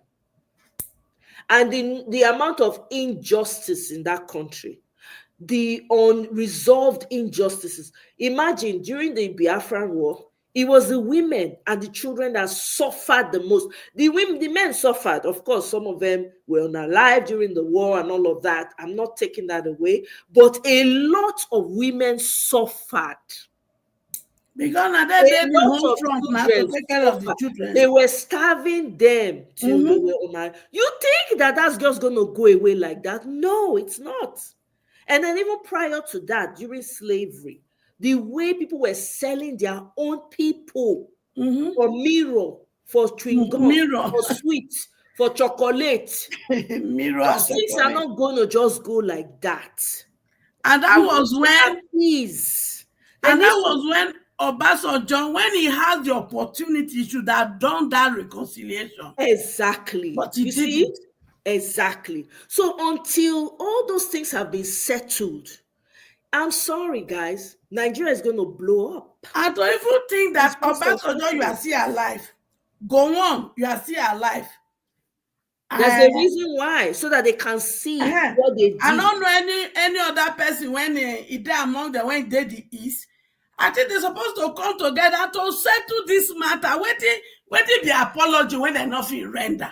Not be even that one. Even before that Biafran war, the slavery when it happened. Remember too, even South now Dakaboro, now they call that guy, when he first start to agitate, say no, my South people not feel follow now. They will not feed this one Nigeria with now because our plan now to take our oil. He was the one that he was the first person to agitate before the Biafrans came and said, oh, now we see what this man was trying to do. Before Ojukwu started, now that Adakaboro, that injustice for that land they've not appeased. They've not resolved. And then a Biafra war. And then remember, even during the slave trade, there were villages in the south side they used to wipe out. Where they go just drop bomb for the place, they go wipe out entire villages. That thing they have not resolved it. Do you understand? And then on top of that, you had your elders, your leaders, your traditional leaders that were selling people out. Plus, they too were involved in unaliving people for sacrifice. Those things are not going to go under they're not just going to go like that. Those things will stay in the atmosphere. I'm telling you. So sometimes when I talk about these issues with Nigeria, that's why everyone that comes in is always an error in leadership. Because of those red blood are crying for vengeance. Exactly. So everything is scattered. Everything is like they're like you understand. So that's why when Peter Obi was running and I made that, they'll say first we start the healing. He was always saying that. That was when I knew, and I was like, oh my God, this man must enter. That was when I knew these people knew what they were doing. Because until you heal the land, you can't bring back the people that have been unalived. But until you heal the land, you appease, you apologize. Why do you think Rwanda did that reconciliation? Even South Africa, they know these things. These things are spiritual. They know. That's why they did it. You think some of our people don't know? Exactly, they know. But they benefit from the dysfunction. That make them want to remain there. And they have external organs. They are puppet masters benefiting directly. So they are like, no, we're not going to show any type of reconciliation. Yes, because to be honest, the people that have been treated unfairly in Nigeria ought to be paid some compensation. Compensation, yes. I'm telling you. You see that $20 they gave to Biafran people when they came back? That was an insult. If nobody's going to say it, I'm going to say it. That was a slap in the face. Any tribe that's not afraid of that's pushing the Eastern brothers and sisters every time, are they sorry for you? These people have thrived in situations that you never imagined. If they could survive that and become the powerhouse that they are today, those are not the kind of people you want to play with. Not at all. That's not to say that if they are doing something wrong, I'm not going to say they're doing something wrong. But what I'm trying to say, I'm looking at it from the spiritual aspect of it. You people like that, you don't want to mess with them. Let me tell you, they are the most organized group if I dare say, I don't want to say Africa. Let me focus on Nigeria. They are the most organized. You see this Biafra that they're doing. You see the different factions. The way they're able to come together. I respect it too. The way they're able to talk about and, even though you like it, hate it, don't like it, but the way they're able to come together and say, we want this and we're going to push for this. Look at what's happening with Simon Ekpa's faction. They've already declared whether Nigeria state want them or not. They don't already declare. Whether you like it or not, there are people that are supporting them that are Easterners. You cannot take that away from them. So until the Nigerian government, the contraption that we found ourselves, compensates the people that they have created, they have done these injustices to. Even in the West, let's not forget, There were wars within tribes in the West. And because of these colonial people, they were unaliving their brothers and sisters because they wanted to sell slaves. There were people that were making money out of this. Until all those injustices have been sorted out, come to even my side, where people, they were unaliving people, they were using people's blood for sacrifice. Okay, so until those things have been appeased, you can't bring it back. You can't bring them back, but you need to appease. You need to appease. Once you have said apologize, you have done all of that, you see the society start to move in the right direction. Even if you make an error in judgment, in leadership, they will not have a choice but work for your good. Why? I even think that these people, some of them are still alive, and instead of doing the front yard apology that they do corner waka, makes sense. You know why? Let me tell you. It's unfortunate. This is to tell you the mind of the types of people we have in Nigeria. Where right now we're morally bankrupt, greedy, evil, wicked people in Nigeria. When Obasanjo came to give interview with Chudi, whatever that's his name, right? He asked him, is there anything you regret? Is there anything you want to apologize for? I forget how he framed the question. Ego is the Nigerian man's downfall. As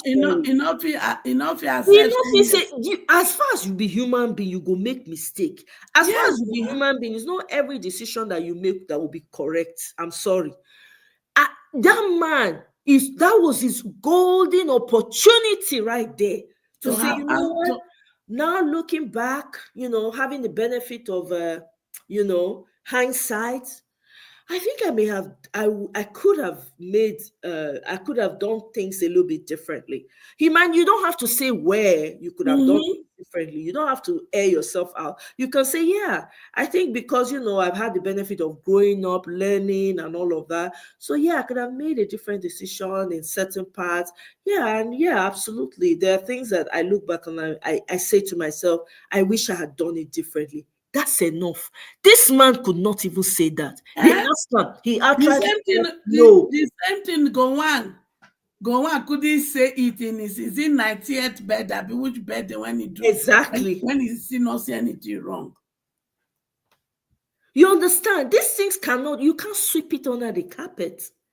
So if you go on that is 90 something, God I beg you, you cannot say you know what? Do you know Gowon is in a vantage place where he will come out and apologize to the entire East for his role and say, I didn't know better. I was 20-something years old when I did it. I had no idea. A lot of people were in my ear. However way you want to say it.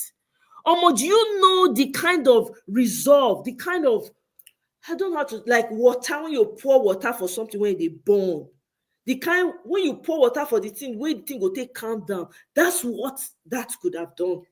But and that is just the thing that one of the steps these wicked elders just need to do to begin to turn the tide. Exactly.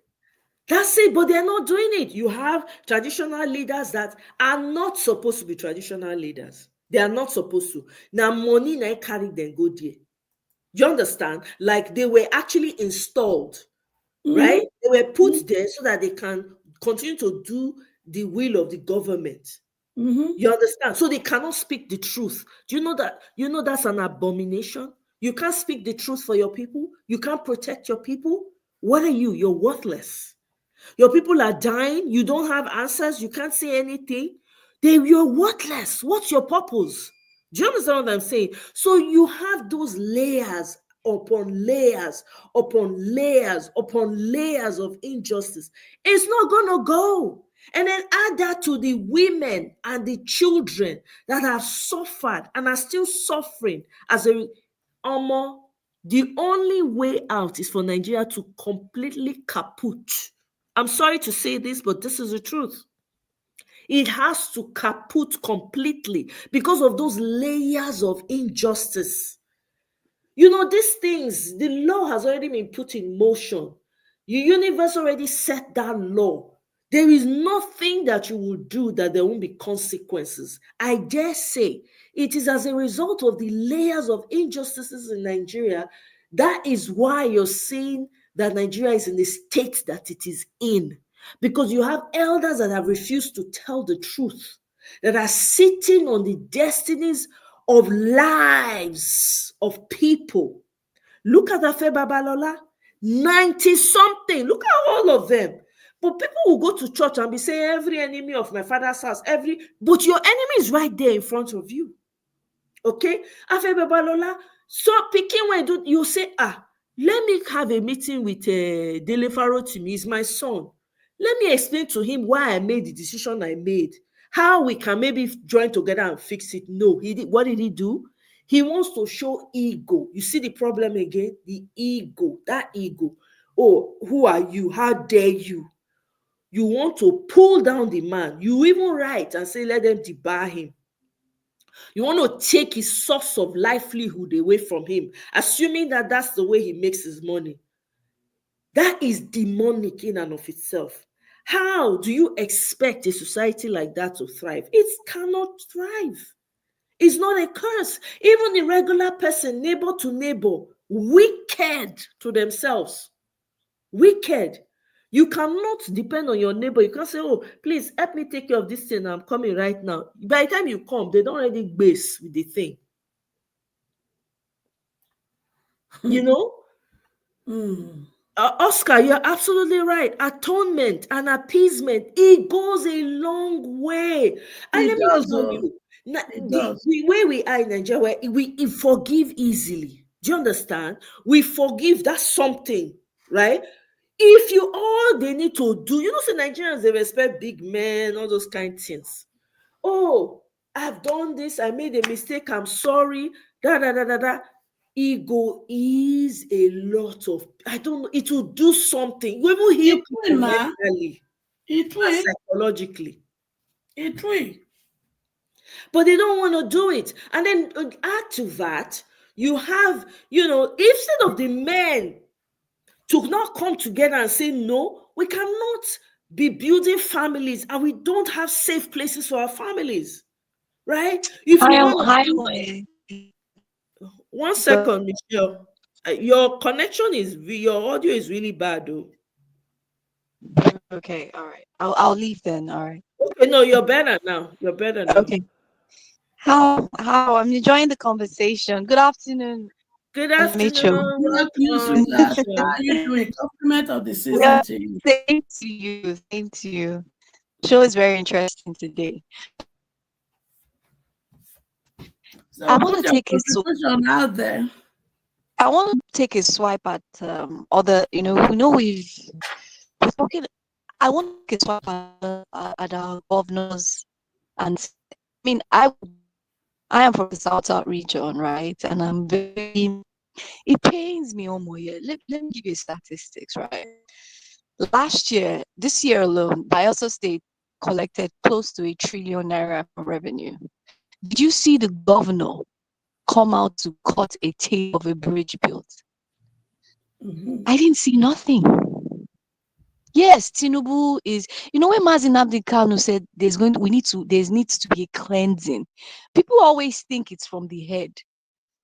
Tinubu and his people let us even go to Bayelsa has a population of less than 3 million. You collected close to 580 something billion. I didn't see one school built. I didn't see one bridge built. I didn't see any commissioning of nothing.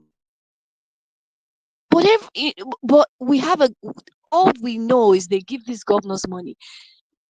I mean, with the population of is the entire population of Aja. So where is the cleansing going to come? Because where is the cleansing? Because the cleansing has to really start from the bottom.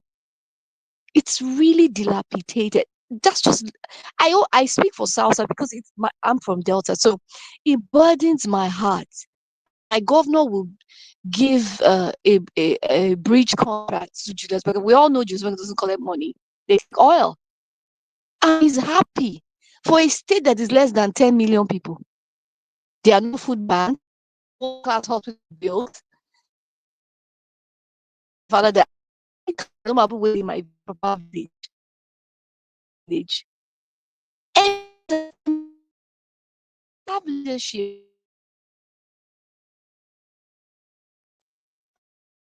People cannot. Your audio, Michelle. Now, headset you take the talk or earpiece. No. Okay, no, I'm just. Can you hear me now? Is it better? It goes in and out. He goes in and out. Yeah. Maybe you want to Okay. come, hop I'll call off back. and then come back. Yeah. Thank you. Hey, Lala, too. Good to have you. Bonjour. Bonjour, madame. Thank you so much for stopping by, Lala, too. So nice to see you, sis. Yeah. So these are things that, as a people, we need to be telling ourselves the truth. And we really need to make it a real conversation, right? Such that it's not the people that are affected that are speaking, even though we all know that we're all affected, right? But if we speak up and we say, you know what, we need to really, really think, because guess what? Now we remain. Now we sit there alive. God, thankfully, right? Keep us all alive. Now we go suffer these things. This evil, when these elders they do for Nigeria, now they suffer, and the children that are coming up. Every child is supposed to be the biggest they can be in their own homeland. But you see, they will now impose traditional leaders on you. I say impose because those people are not the real people that should sit on the thrones that they are sitting on. So add to that, there's abomination on top of that. Because when you're sitting on a throne that does not belong to you, it's an abomination.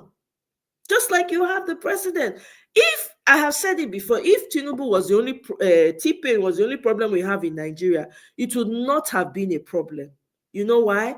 Because you would have had the necessary checks and balances. You have the judiciary checking him. You have the National Assembly checking him, threatening to impeach him if he does one thing. You have the House of Rep. But in this case, nobody. The man has bought everything. It's not normal. We need to tell ourselves the truth. Until that appeasement and atonement starts to take place intentionally, we go nowhere. You see what we are doing during this election, when they were weaponizing all manner of evil. They weaponize tribalism, weaponize religion. People were running with it. That one needs to be appeased because nobody chooses where they are born. Nobody chooses what tribe they are born into. That one alone is a slap on the Creator's face. People will go to church, spend hours in church, but they will come and become worse. They'll be worse to each other. Church, when they take do cover face. Hey, do you understand? So these are conversations that we really need to be having amongst everything else. Because when you go meet when you work with a native priest, you go there with a man saying a native priest. Now you they work with Abby, so you go with culture. But now you can't trust Christian. Go they work with them. They all come worse past native priests. Exactly. Now they worse pass because guess what? They're inside their bag. If you say make Christian open his bag, he gets juju for inside. He gets juju inside though. Once he come out for church, he go juju house. How many? We they see them. I be that when they go church that time, I be security for church. Whenever they get events, you won't check people and all of that. You'll see a man, they say, hey, this one tight things for inside bag. As they come out for church, they go another place. They go another one. Hypocrites, now plenty pass for Nigeria. Not be God that they serve for Nigeria. I don't know who they serve. Because there's no country that calls on God as much as Nigeria, but see how horrible it is. That's to tell you that they are calling on the wrong God. They are not serving the right one. Because if you're serving the right one, your conscience, first of all, that's where it starts. Your conscience go, they tell you, say some of the things when they do, you need to drop. It's not good.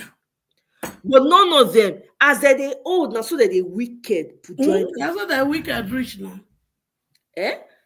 People, when they're supposed to stand up for the people, say, fight. No, don't allow this. No, we're going to protect our community. They don't go chop from federal government, collect allowance, shut their mouth. When the government, they do it, they like, they go turn their eye the other way.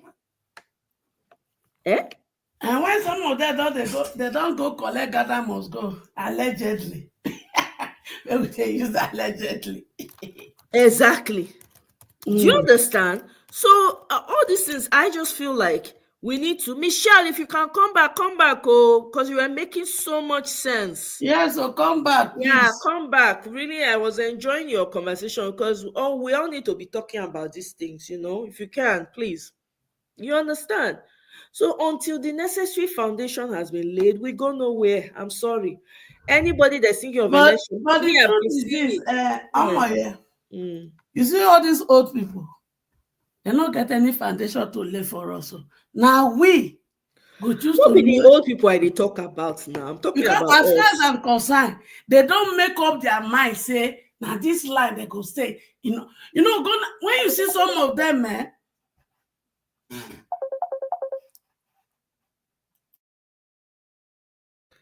Oh, okay. So, I mean, I'm not even that. That's not When even you what see some of them, that they're gone at the days when Papa they say, I want to make my pikin better pass me. Majority of them, they don't want to make their children better pass them. Exactly. No, that's true. And that's what we're seeing playing out at all levels, right? That's what we're seeing. They want to live the lives of their great-grandchildren. So most of them, they go on alive people, drink those people blood to remain on this earth. Hey, God, I beg you.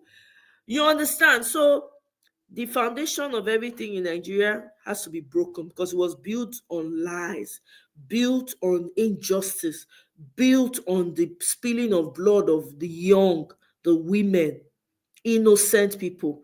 That land is soiled. Until we do atonement and appeasement, I'm sorry to say, I have said it before, there'll be no election in 2027.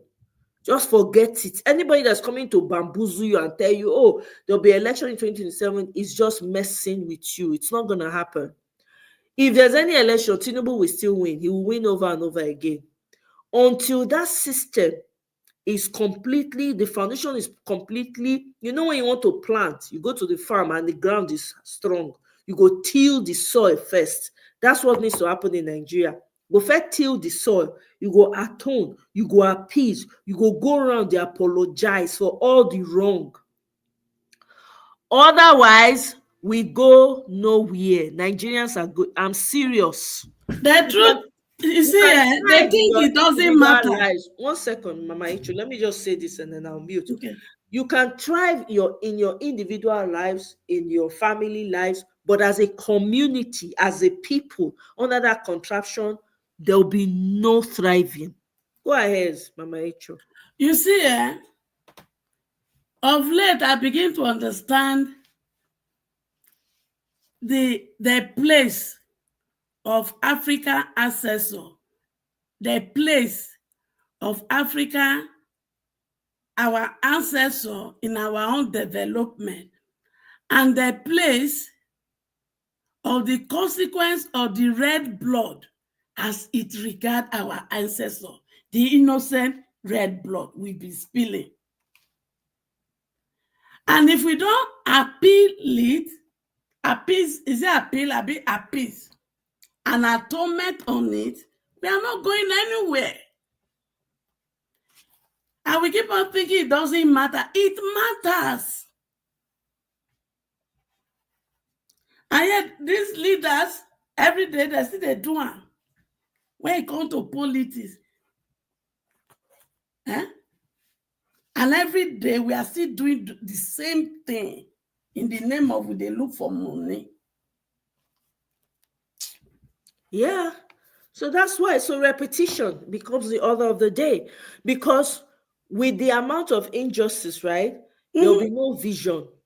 There will be none now. Even if there is, the people that have the capacity to do it, they won't be able to come up. Because why? There's layers of injustices. So that type of society cannot move forward until the necessary cleansing has been done. It's just the truth, guys. I'm just telling you the honest truth. Take it to the bank. Nigeria cannot move forward until what is needed is done. I'm telling you.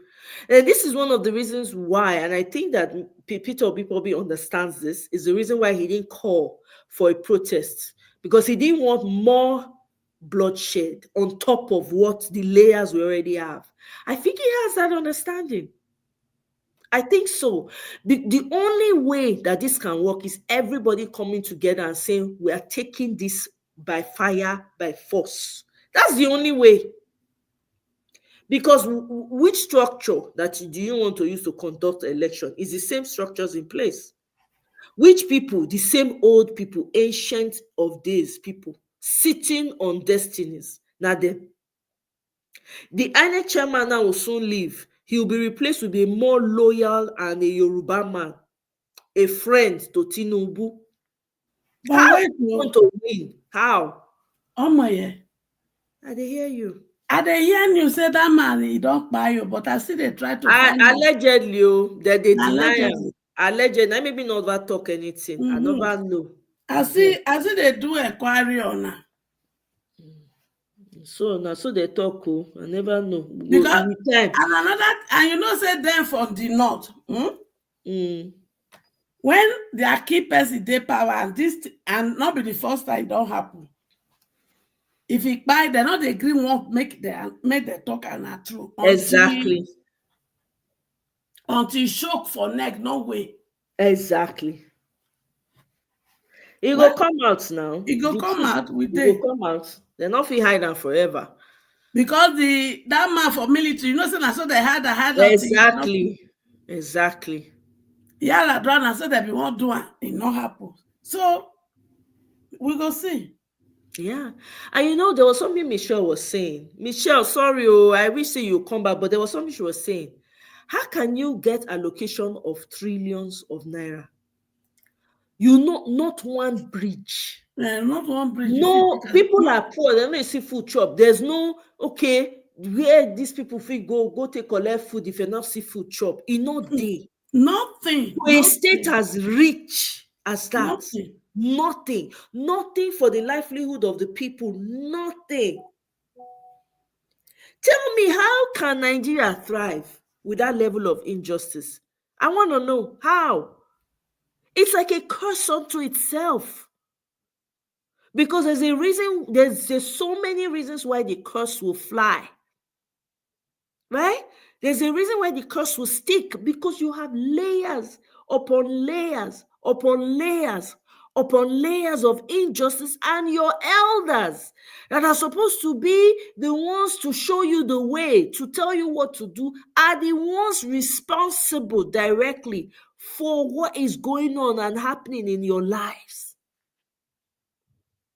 None of the elders have sense, apart from Pa Adebanjo and a few minute others.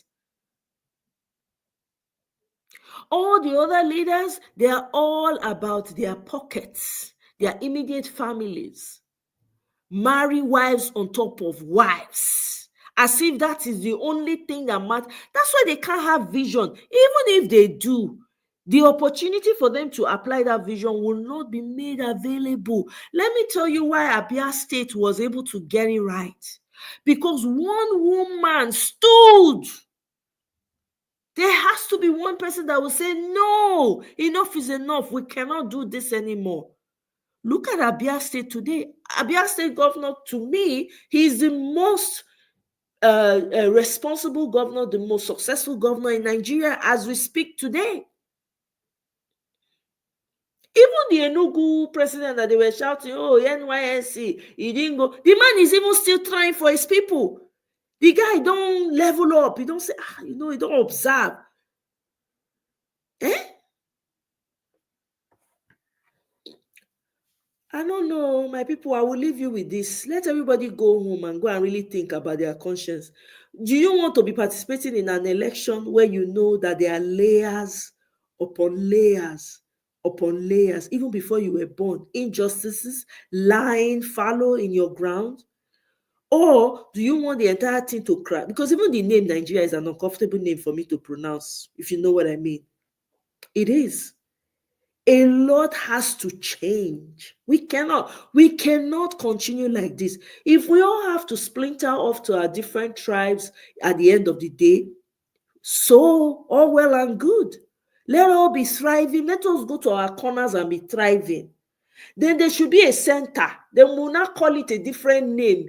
We will now know then that it is truly, now we are truly independent. Where the center is weak. So if you're having issue, you go to you hold your governor by the kahunas. Grab your local government chairman by the neck. Squeeze it until he does what's right. Your local councillors, your principals, your heads of department. Those are the people you'll be holding accountable. Because this is not going to work. People I'm hearing, they say they want to liaise. These people want to partner with this one so that this one will be VP. All that one are bullshit. If you not try and Tinubu, more just sit down for us, Tinubu go win again. They go carry and give. In fact, they go you announce the number. While they see the votes, they go you the announce number. That's what's going to happen. So nobody should waste anybody's time and put anybody's life in danger. It's just that simple. Exactly. Victory, welcome, oh. Elders will be criminals. I'm telling you, traditional leaders, criminals, elders, criminals. Who not be criminal for Nigeria now? Now small remain. Maybe like 2 people, 9 remain. We have to stop at exactly. Stop participating so that you're not part of it. Remove your hand and the hand of your family from this mayhem. Say, no, I don't want to be a part of this mess. I beg. I don't want my lineage to be a part of it. Wash your hand, come out. Wash your hand, come out. We can't continue like this, so my people. I don't know what else to tell you. This is all I have for you. I'm sorry I kind of branched off and started talking in a more spiritual way, but I have to. It's just the way the conversation has gone. Everybody needs to be talking about the layers of injustices. There's no election that's going to give us what we want. I'm sorry. As wonderful as Peter Obi is, you know why they were successful in doing and carrying away the evil that they did? Because they're all everybody's hands, as you can see. Even LP was used. There were people planted intentionally. With all of that, the man still won. But guess what? They took it from him. You know why they were successful? Because there are a lot of morally bankrupt people. And the layers of injustice in Nigeria is too much. And let me tell you, maybe it's by the power of the universe that Peter Obi is not president today. Why? Because perhaps God himself does not want him to be tainted with the layers of injustice in Nigeria. Because I tell you, the way Peter Obi is, the kind of human being he is, when he comes in, they'll be telling him, oh, you did not do this. You want to appease everybody. He will want to. I know he's a tough man, but he would have tried. And God don't want to make his hand stain. Now he make. Michelle, welcome back. Oh, yes, can hear you now. Yes, can you hear me now? My Yes. network has been crazy the last few days, so it's out. But I hope you can hear me clearly. Yes, just go ahead, because we really want to hear what you have to say. So back to what I was saying about intentional leadership. We have a governor who cannot read, and somebody came out and critiqued him, and Nigerians were angry. You see how we have so low our expectation on leaders. Imagine if the province I live in, Canada, our provincial governor cannot speak French. I'm just trying to, like, he goes on TV and he wants to read something and he can't read it in full French. I live in a French province. Okay. And then bonjour. Okay. Oh, okay, bonjour, and he stops and he starts to explain to people, oh, it's complex. In a state where the only language that binds us together is English. If it's too bad, you speak pidgin. And when people came out speaking, some people had the nerve to say it's okay. is that his first language? That is the type of leadership we come to. I was talking about the governors being accountable, and I gave a statistics of Bayelsa State. So what they do there, I mean, we can see when this is I was when the claim start from the bottom. People think he was mad, or people thought he was stupid. Like level of low leadership has what, and that's why we need to go up. You see, you cannot be in a country with unlike minds. We have to think the same way. The reason why the West is thriving, like-minded people. So when they come together, they are on the same path. If everybody's going right, they formed a nation based off the like minds, the same like.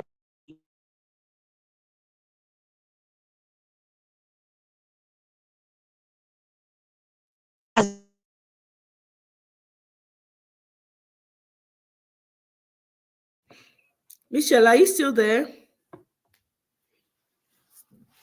Oh boy. Michelle, your audio no one make you be great. I don't know if you have an earpiece. Maybe you want to take out the earpiece and just speak directly to your phone. Michelle, if you can hear me, yeah, just take out your earpiece and see if you can speak directly to your phone. Your audio is really bad right now. We can't hear you anymore. Okay. Oh man, but Michelle, I totally get what you're saying. It's unfortunate. Even my own, the governor in Edo State, he cannot speak English. He cannot speak in. I don't even have a. The funny thing, I don't even have a problem if a person cannot speak English. To be honest with you, because English is not a way to determine whether somebody is intelligent or not. It's not, to be honest. Have vision. After all, we had great grandmothers who did not speak English, but they go market, they go price market. They are very honest in their dealings. They are very truthful in their dealings. They are kind. They treat people well. If you're hungry, they feed you.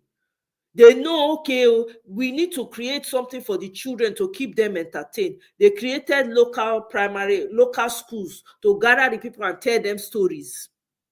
Have a vision. If you can't speak English, hire somebody who can speak English. There are English interpreters everywhere. Hire the one when you go Harvard. May they help you the You understand what I'm saying? But have sense in your head. Have the good of your people in your heart. It's not about English. So personally, I don't care whether the person can speak English or not. Mama Peace, when Mama Peace, Jonathan wife that time, and so they abused me. I never insulted that woman one day. I loved her for her authenticity. As a speaker, Naija no and reach Naija speaker. I loved her authenticity. She didn't care. Do you understand what I'm saying? She had a heart. When that woman go, they complain to you, they feel her for a heart. If you're a governor, you don't have to speak. Chinese people, when they talk to their people, don't they speak English? Now, Chinese, they talk to them. Even when they want to transact business for the world, they go carry interpreter, English interpreter come. Even if the person is able to speak English, because say na China, if they come for it, go speak Chinese, the interpreter go interpret to you. So English is not really the problem. You can always, if you speak the local dialect, that's how that's why I said to me, I don't understand why this APC guy was not coming out for debate. Speak Ishan, speak Esan language, let them get interpreter for you to interpret what you're saying. I personally, those things I will not mark you down for not being in, because they fear English speakers. Now they put us where we did. So English speakers are the worst. With all the education, there's nothing to show for it. If you have the heart for your people and you want to do the work for your people and you want to work, English don't mean jack. If your people can go to the farm, there's no insecurity. They can drive roads safely. There's no abduction going on. There's nothing. People can get jobs, work, make honest living. Who English help? people won't be considering you. They will campaign freely for you in the next election. But the problem we have is that we have people that cannot speak English, that are being imposed on the people, that have no plans, no vision, nothing for the people. It's all about lining their pockets and going. That's all they care about. Videotron network. Okay, maybe that's Oh, Michelle, no, I understand. That's okay. You made fantastic points. Honestly, you really did. So we heard most of what you were saying, and we kind of understood where you're coming from. IRS have phone network. Exactly. Kenena English speaking put us for where we dey. See, when your T-Pain they talk, when they talk, not be you in the address. So if they pay attention to intonation, whether English clear enough for him masters to understand, that's how he speaks. That's how he speaks, even though the English not still pure, but he's very intentional about his intonation so that people will hear his peers, his ogas at the top will hear him. That don't worry, I'm maintaining your business conglomerate well. I'm telling you. So I don't know, my people. It's a spiritual something, no. All the nook and cranny of Nigeria, injustice has happened everywhere in Nigeria. There's no corner. Look at Okwama community. Till today, we don't know what happened. I mean, people don't. Now, recently, now even Dr. Apoki Page, I hear say the leader for that community, he died for police custody. Where you say that one enter? And you know the sad part of it? There are a lot of Nigerians that say, no concern me, no, they affect me. But it's affecting you directly or indirectly. You just don't know it. Your silence is going to create a problem for you. You just don't know, because you can't see beyond what is in front of you. So you think you're absorbed from it. You're not, man. Don't get it twisted. You're not. You think it's normal for you to be outside of your country? You are not operating at your highest level, at your higher self. Do you know that? Because you're not in the place where you ought to be. Most of us are not supposed to be here. We're supposed to be leading in our communities, showing the direction that we should be going. But we are here. Let me just... Thank you, Kenny. Thank you. You see, when he's interacting with these people, it's French. Doesn't mean he can't speak English. He can. All this pretense, all this nonsense, or even when our people they speak, they are all slave drivers. All of them. When you see anyone when they speak English, when they speak English, pass Englishman, fear them. They want to sound like. When people say, oh, you sound very British, or you sound American, their head go, they swear. More fear them. They fear them, I no lie to you. If you they do friend, I go they suspect you with now side eye. I tell they look, I'm serious. Now, side eye, I don't trust them, because most of those people, in their mindset, they are British. In their mind, they just don't know it. Have enough conversation, it will play out. I'm telling you, facts. Of course, there are exceptions. There are people who, even though they can't help it, they were born into it and all of that, but they have a kind heart, right? And they want to do right by the people. There are those. But most of these Nigerians, when they see, so forget. The more the school they go, the more you should fear them. I'm not saying education is bad. Education is supposed to help the people improve and help people improve the lives of other people, but not in the case of our own country. It's a sad case. It's a sad case. I hope that we can all have these conversations in our different quarters with our people. We need to be pushing in the forefront atonement and appeasement. Atonement and appeasement. Let it become popular. It is very important. No society can thrive. Even America for years, they atone, they appease. There are so many things they've done to atone, to appease. I'm telling you. Oh, I don't when I know I they talk so. Exactly. We have leadership you cannot criticize. How will they improve? How will they know what to do? You can't criticize, they are locking people up and we think it's normal. No, it's only a matter of time for them to lock up everywhere. I'm happy though. Nigerians are now, they now understand the importance of it. People are speaking up more. Otherwise, Dele Faro to me would have still been in jail. Let's just be honest. You know, it's because of the fact that we all spoke up, we never gave up, we even bought the book, made it popular. That's why. So, my people, I beg, enough of the deep talk for today. So, enough of the deep talk. Oh. Make I leave una. Make I go drink something for my cold and stuff. But anyway, you guys enjoy the rest of your Saturday. Michelle, I bet come back again for my next. I really want to hear your input as well. Thank you for joining me. Kene, thank you so much. I appreciate you always. Mama Echo, thank you for being in the studio with me. Mr. Ferreira, thank you. Mr. Soji, I saw you earlier. Thank you. Oscar, I thank you. Victory all the way. I thank you all so much for joining me. Who else? Who am I missing? I hope I'm not missing anybody. Okay, I don't think I am. Okay, Mr. Fine, thank you very much. MB, I thank you. Misty, my darling Misty, thank you so much, guys. I'll see you guys on my next one. Have a great rest of the day. All right, good day. Good day, Mama Echo. Thank Thank you. you. All right, bye.